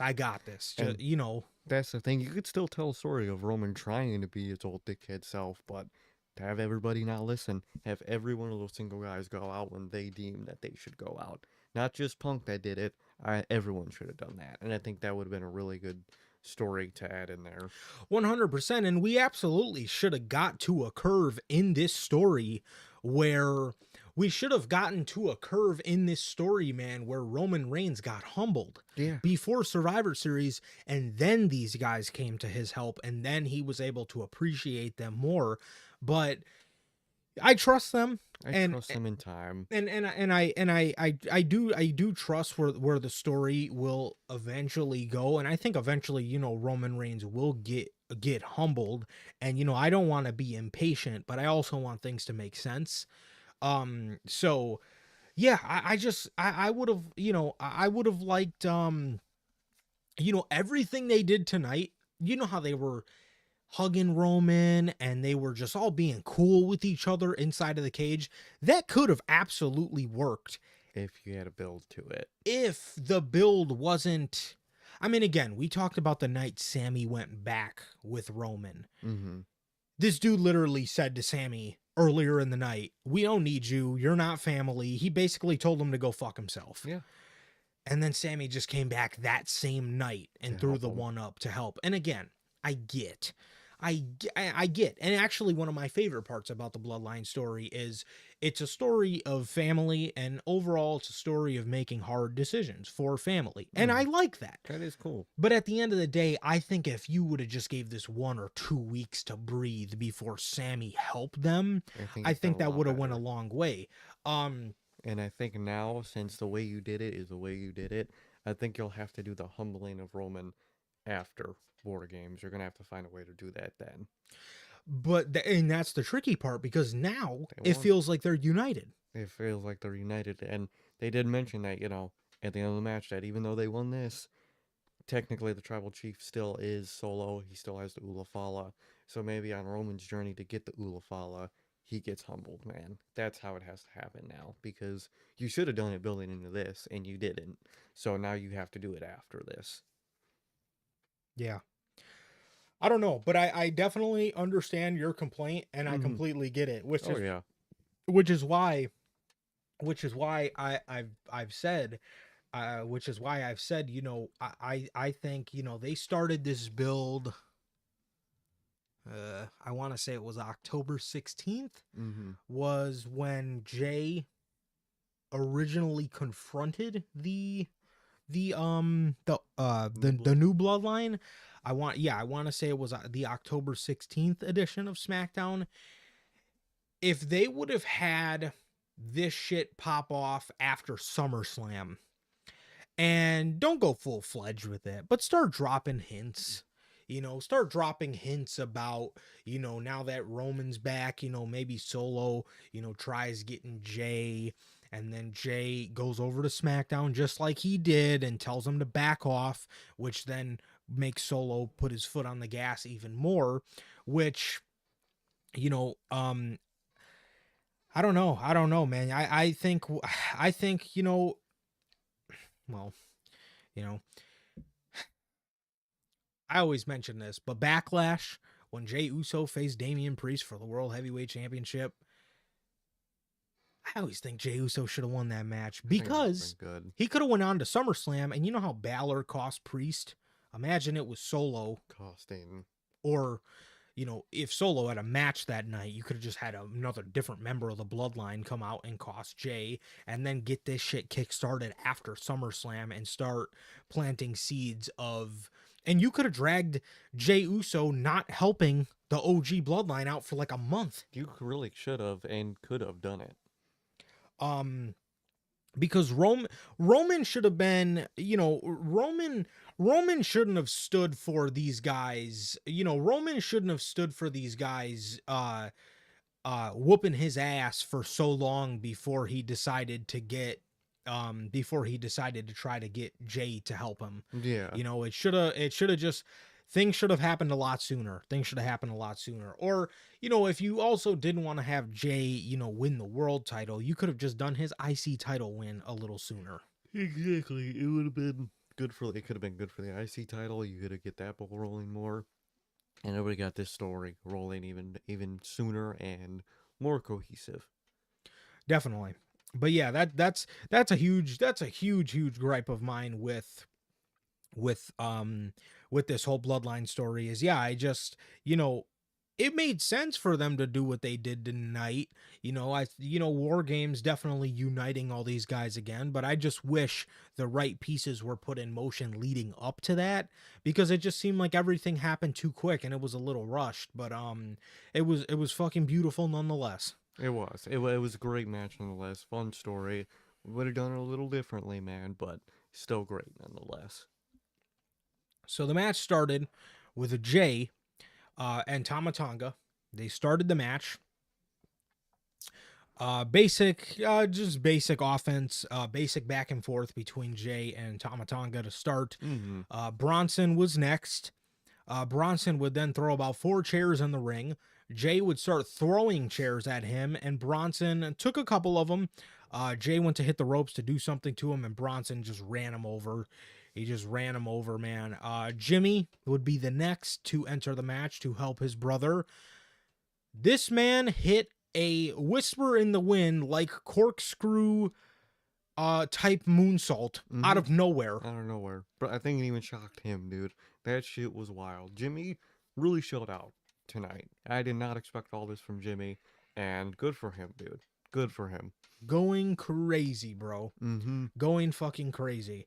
Yeah, it was this man was getting in his bag tonight, bro. I genuinely did not know he had this type of shit in him. He was, dude. So we then get a nice mix of Uso double teams. We get some double super kicks, and we just get these guys doing some double team offense on Tama and Bronson Reed. Jacob Fatu would be the next entrant in the War Games match. Man. This man would get in here and start tweaking. Going crazy. Gotta love Jacob. This man's given... Jimmy was up against the cage, and Jay is laying in the middle of the ring, and he did his little handspring backflip. He did the handspring part into Jimmy as he was up against the cage, and then he did the backflip onto Jay, and that looked amazing. He's given all types of hip attacks. He's just going crazy, bro. He's going crazy. Sami Zayn was the next in the match. When the cage opened, Roman or CM Punk went to walk out. Roman grabbed the cage to block Punk's passageway, and he nodded to Sami to go. So Sami went. So Sami went, and he... Tensions rose between him and Punk. Very much so. These two were looking, dude. The shots of them in the cage together were fucking phenomenal. Was so They awkward, just bro. they were literally just leaned up as far away from each other as they could be, just looking at. They look like two siblings in the back seat of the car that just fought, and they're both looking out their respective windows, ignoring each other. Fucking great. So Sammy goes in to even the odds for his team. Sammy, I don't know if you guys remember the original Bloodline War Games match where Sammy is in the middle in between both rings, and he starts doing rapid kicks to I think it was Bronson's stomach, just like he did to Kevin Owens in the original War Games match, where he's got his hands on each rope and he is just bicycle kicking the shit out of his opponent's chest as he's just screaming bloody murder. So Great spot. yes, great callback to that spot from the original Bloodline War Games match. And Sammy Sammy goes to jump off the top. He gets caught by Jacob Fatu, which Jacob was then super kicked by Jimmy. When Sammy realized Jimmy saved him, they started doing the handshake Hey. in the ring. Next would be the infamous Tongaloa. Infamous, dude. Phenomenal. Speaking of Tongaloa, I don't know if you guys seen those like college introduction videos that they do where they say their name and then or the NFL ones where they say their name and then they say which college they came from. And it was Roman Reigns said like Roman Reigns, Island of Relevancy, and Jey Uso said main event Jey Uso from Yeet University. Jimmy was from NYU, no Yeet University. Solo said Tribal Chief University. Bronson Reed said Tsunami State. Tongaloa said Tongaloa from Botch University. Botch University. Yeah. CM Punk probably gave one of the most bland ones ever. He just goes, CM Punk, best in the world. Best in the world. He should have did like Pipe Bomb University or something. Pipe Bomb Controversy University, Brawl University, something that would have been fun. Yes, that was very fun, bro. Yeah, that was very fun. Sammy had said something like the honorary Oos, or he said from the Uso Penitentiary. Yes, cool. Yes, that was cool. Yeah, he said this. Said like Sami Zayn, aka the honorary Oos, aka Sammy Uso from the Uso Penitentiary. That was fun. It was a fun thing to do, and I enjoyed it a lot. I thought it was really cool. Fucking Jacobs was hilarious. Jacob Fatu, Small Werewolf, I love you, Solo. Hilarious. Hell yeah. This man is tweaking, bro. He really does. He always is. So anyways, the infamous Tongaloa comes out as, bro, the fucking, during the entrances, when Roman Reigns, or I think it was Sami Zayn, was walking by the stage, and Tongaloa's got his fucking head through the cage, and he's like growling at him.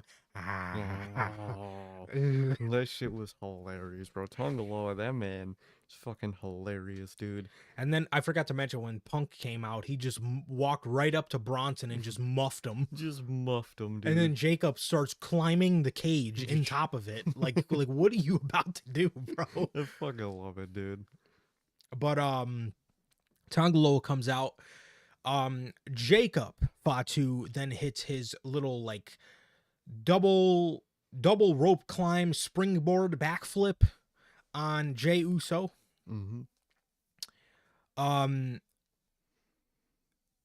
Punk comes out next.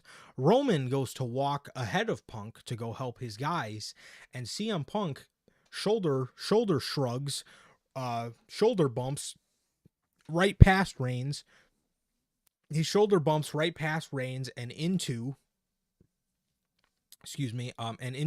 the match. He goes to get in the ring, and the entire Bloodline is waiting for him. At least all of them in the ring. Punk then, it almost looked like he wanted to do a double take, or it almost looked like he wanted to say fuck this, and just like dip. and he he climbed back down the steps and got out the infamous toolbox Hey. from the Hell in a Cell match with Drew McIntyre. He gets in there and he starts obliterating these guys with the toolbox. He hit Bronson Reed with it. He hit Tama Tonga. He absolutely massacred Tongaloa for some reason with the thing. He really did. And then he hit Jacob Fatu. He then hit his knee and then did the running bulldog to Fatu, where Fatu's head bounced off of the toolbox that was in the ring. Fatu no-sells this. Punk's celebrating because he thinks he just soloed the whole fucking new bloodline, while Jacob Fatu is standing behind him praying to Solo. Love it. And Jacob just starts tweaking on this dude. He's giving him super kicks, bro. He throws him at the ropes and then hits a pop-up. He hits a pop-up Samoan drop on CM Punk. Next to come out would be the Tribal Chief. Yeah. Hailing from Tribal Chief University, Solo Sikoa. Solo, before he even enters the match, is standing on the outside and he's lining up the OG Bloodline and swinging the door at all of their heads. Sammy, not Punk, Sammy, Jay, and Jimmy. He's swinging one. Yep, he's swinging the door at all of their heads, and he's swinging the door at all of their heads. He gets in the ring, hits a spinning solo on Sammy. These guys absolutely start tweaking on the OG Bloodline at this point, bro. Solo hits a spinning solo on Sammy. Fatu then stacks the Usos on top of each other, does his double backflip. Bronson Reed does a bouncing fucking tsunami. Oh. He was standing on the top rope and he grabbed the cage and he's using it to bounce him up further. Fuck. And he does a super tsunami to Sami Zayn. CM Punk finds himself surrounded by the new Bloodline. He ends up getting jumped by them as Solo locks the cage. And now it's time for Roman Reigns to come out. Roman walks up to the cage. He tries, playing around, ripping the chain or whatever, and it doesn't work. And he then climbs the cage. Fighting off the whole Bloodline on his way up. He then climbs into the ring, finds himself on the top rope, and does a fucking crossbody onto the new Bloodline. Never seen that man jump off the top rope in years. Fucking probably since the Shield days. And shit was crazy. He looked great. Crazy to see. Did not think he would climb the cage, let alone jump off the rope like that, dude. Crazy.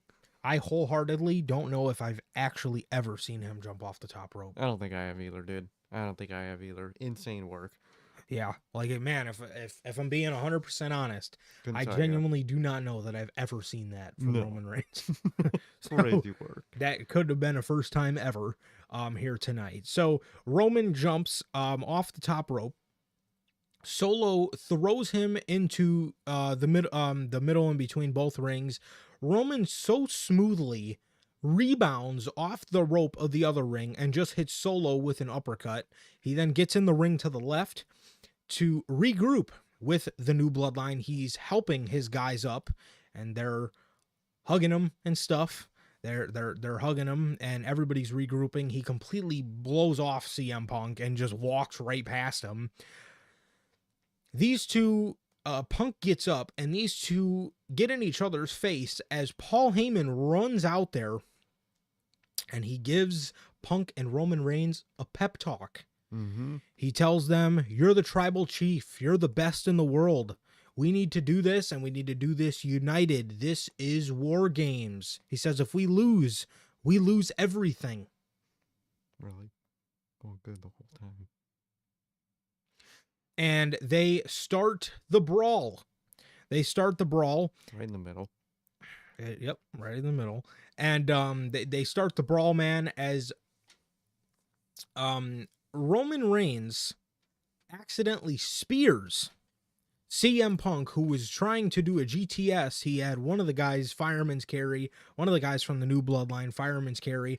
Roman hits him with a spear. Solo then capitalizes because he moved and he, realized that Roman speared Punk. Solo then grabs Roman and hits him with a spike for a near fall. Jacob goes to hit CM Punk with a moonsault and just completely flops down. And in his, he did this twice before. Time where he botched, and he saves it by selling it as an injury. Phenomenal worker, dude. He could save a botch with an injury. Great worker, dude. No one does it like that, bro.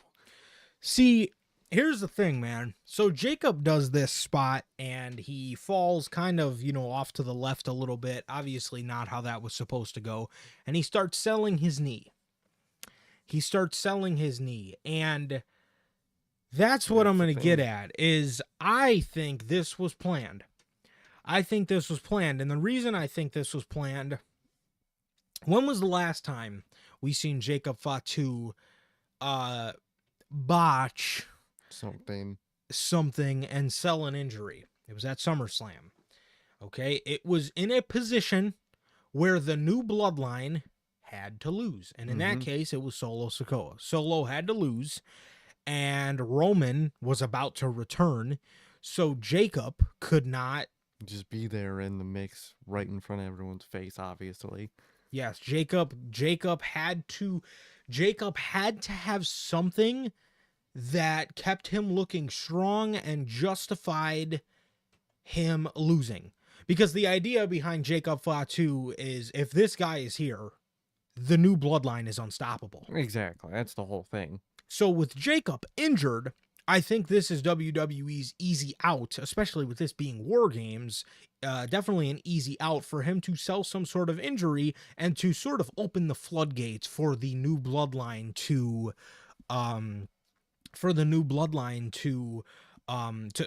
lose. To be more on the defensive at this point. Definitely, because again, when Jacob's there, you can't have him lose. The idea behind the whole Bloodline is that, again, if Jacob is there, they are pretty fucking damn near close to being unstoppable. Exactly.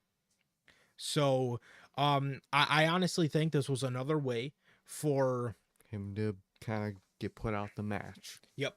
For them to kind of sort of disqualify him from being any sort of threat was to, injure him. So I like that. I like that a lot. And I like how in a lot of sense, it is the deciding factor if the new Bloodline wins or not, because whenever he does get sick of Solo, that's one thing that's going to be on his side is he is the glue that holds the new Bloodline together. Exactly. He's the one that keeps him strong. And it's a good story to tell for him as a character to get better on that. They only ever lose when he's going too hard and he botches something that could be, an on-screen character flaw that he has to fix, that he's got to tone it back sometimes and focus more and not do that. That's going to be a good story for him solo-wise, either pre or while in the Bloodline or post-Bloodline. For sure, man. And Jacob then gets up and tries, working through this. He tries working through this, and Roman Reigns low blows Jacob Fatu. He then hits a spear on Solo. Bronson would then get a little offense on Roman Reigns, set up a table, and put Roman Reigns on the table. And this man, Bronson Reed, pulling a Tony Schiavone here. This man, Bronson Reed, would climb to the fucking top of the cage, the very top of the cage where Roman Reigns was down below on a table. And this man, Bronson Reed, would hit a fucking tsunami off the top of the fucking War Games cage. But nobody was home because Roman Reigns was helped off of the table by CM Punk. Man. When this happened, Huge pop. huge fucking pop, bro. Mm-hmm. Huge pop. CM Punk helps Roman Reigns. Great moment, dude. Jacob Fatu grabs Punk then and goes to give him an Impaler DDT. Oh, I forgot to mention. When these two were both laying on the ground, Roman got up and helped CM Punk to his feet. Something he didn't do earlier in the match, which was a really nice touch. Yes, super nice touch. Great inner storytelling and inner progression in the match. In the match, yeah. Greatness. Roman Reigns, or Jacob Fatu then grabs Punk, or he hits Roman. Then he goes to put CM Punk for an Impaler DDT. Roman Reigns Superman punches him. Roman Reigns Superman punches Jacob Fatu. Roman Reigns then gets spiked again by Solo Sikoa, which was then broken up by a double super kick by the Usos. They get Jacob in the left ring is the Usos. They hit him with a barrage of super kicks and a 1D to Jacob Fatu. Sami Zayn would then hit a Blue Thunder Bomb to Tama Tonga.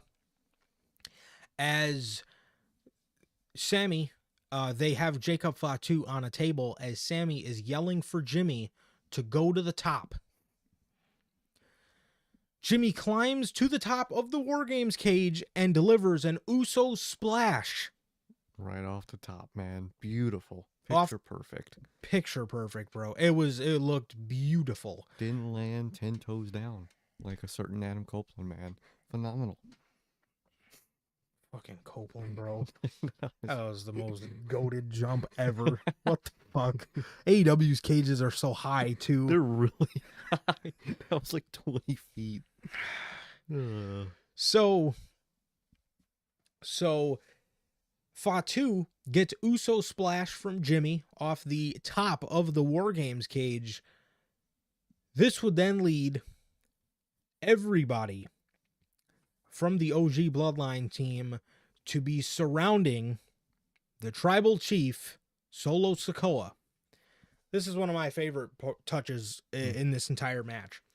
Roman opens his arms to Solo, and he says, if you want to come back, come home now. Mm-hmm. Solo did not even hesitate. He said, no, I'm the tribal chief. He goes for the spike. He gets a Uso double super kick.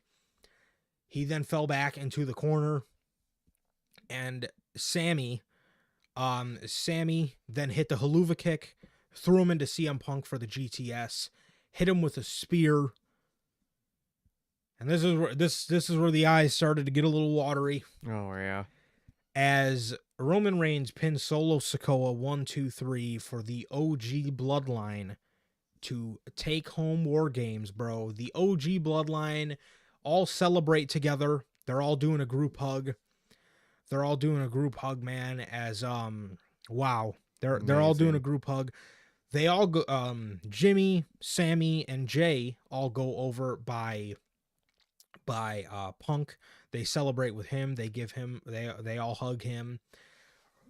Roman and Punk and the rest of the OG Bloodline are standing in the middle of the ring, and Roman walks up to Punk.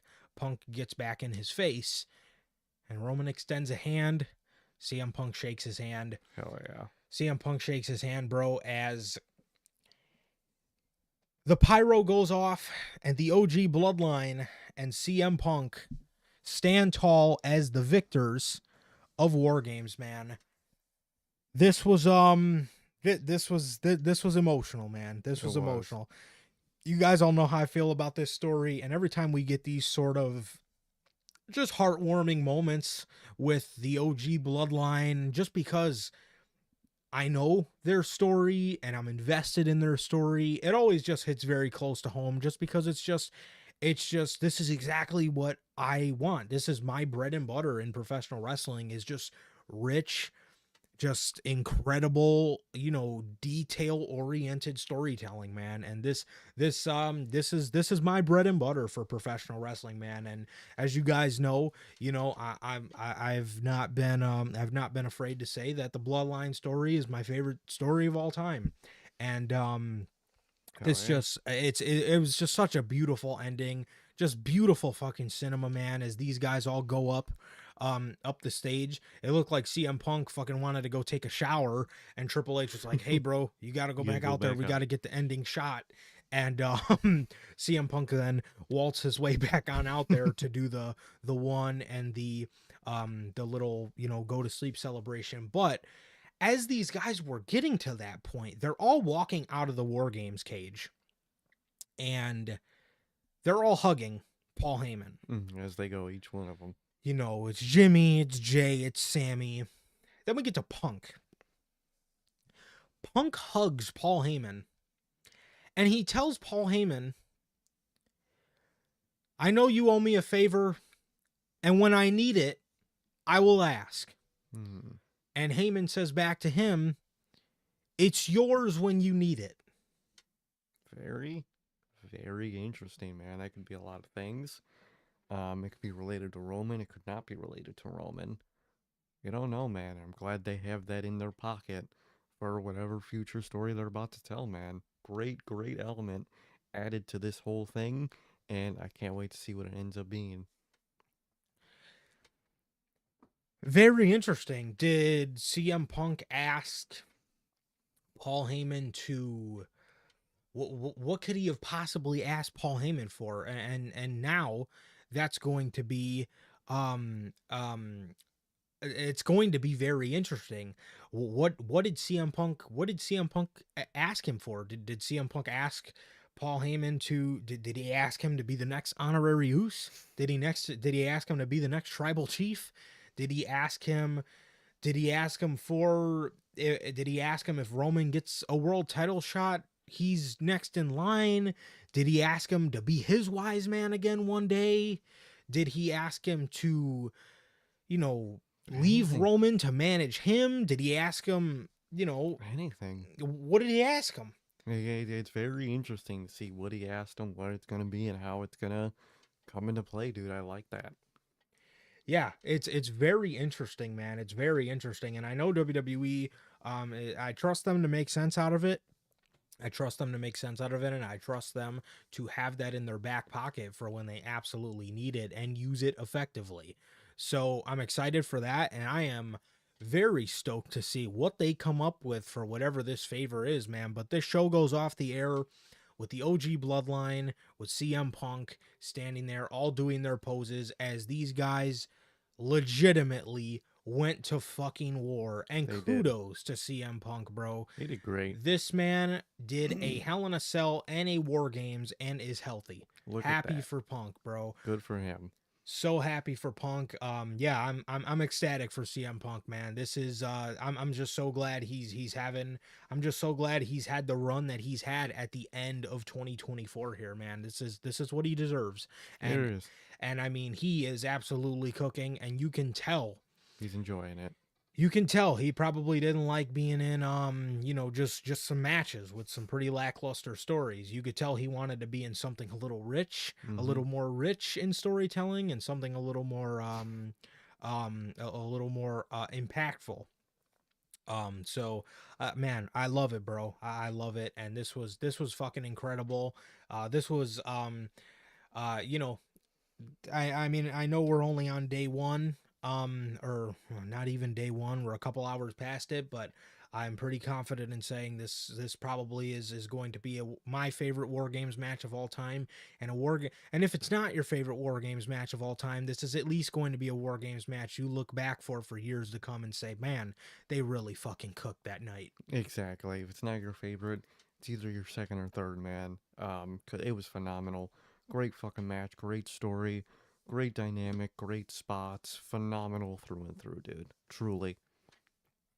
1000%, bro. This was fucking amazing. I love this. I loved every minute of this, and I just love the intrigue coming out of it, and I love the intrigue in the match. It was incredible. The tension between Roman and Punk, the Heyman being there, the OG Bloodline. How were they all going to work together? Um, but again, the new Bloodline lost, but in no way did they lose tonight No, they because still look phenomenal. they looked incredible, and I would be willing to say, man, that they probably have never fucking looked better. They really haven't. When it comes from an in-ring standpoint of this match, the new Bloodline absolutely fucking tweaked in this match, bro. They Jacob went. Fatu went nuts. Bronson Reed went absolutely crazy. Solo Sokoa was a general. He was commanding them, telling them what to do, and it was working, dude. It was great. Yeah, it was fucking phenomenal. And the OG Bloodline from a story perspective, again, the tension between Roman and Punk and just all of these guys back together again, reliving the magic was amazing. I said yesterday, you know, we're never going to get the magic of the 2022 Bloodline back. But what we can get is new magic, and what we can get is building on that magic, and that is exactly what they did tonight. Mm-hmm. This was amazing. This was my favorite War Games match of all time. This was a fucking phenomenal story. This was excellence through and through, top to bottom, no way around it. This was excellent. Truly, it was perfect. It was phenomenal. And I can't wait to see what's next, dude. Absolutely, bro. Absolutely, man. I can do a quick check just to make sure Punk is okay. I didn't hear nothing. I feel like that would have been a big one on that people would have seen. Oh wow. Hmm. Bronson Reed suffered an injury on one of and possibly both of his ankles when Ooh. he landed when he attempted the tsunami off the top of the cage. Damn. Um um That sucks, dude. I hope the best for him. yes, Jimmy did break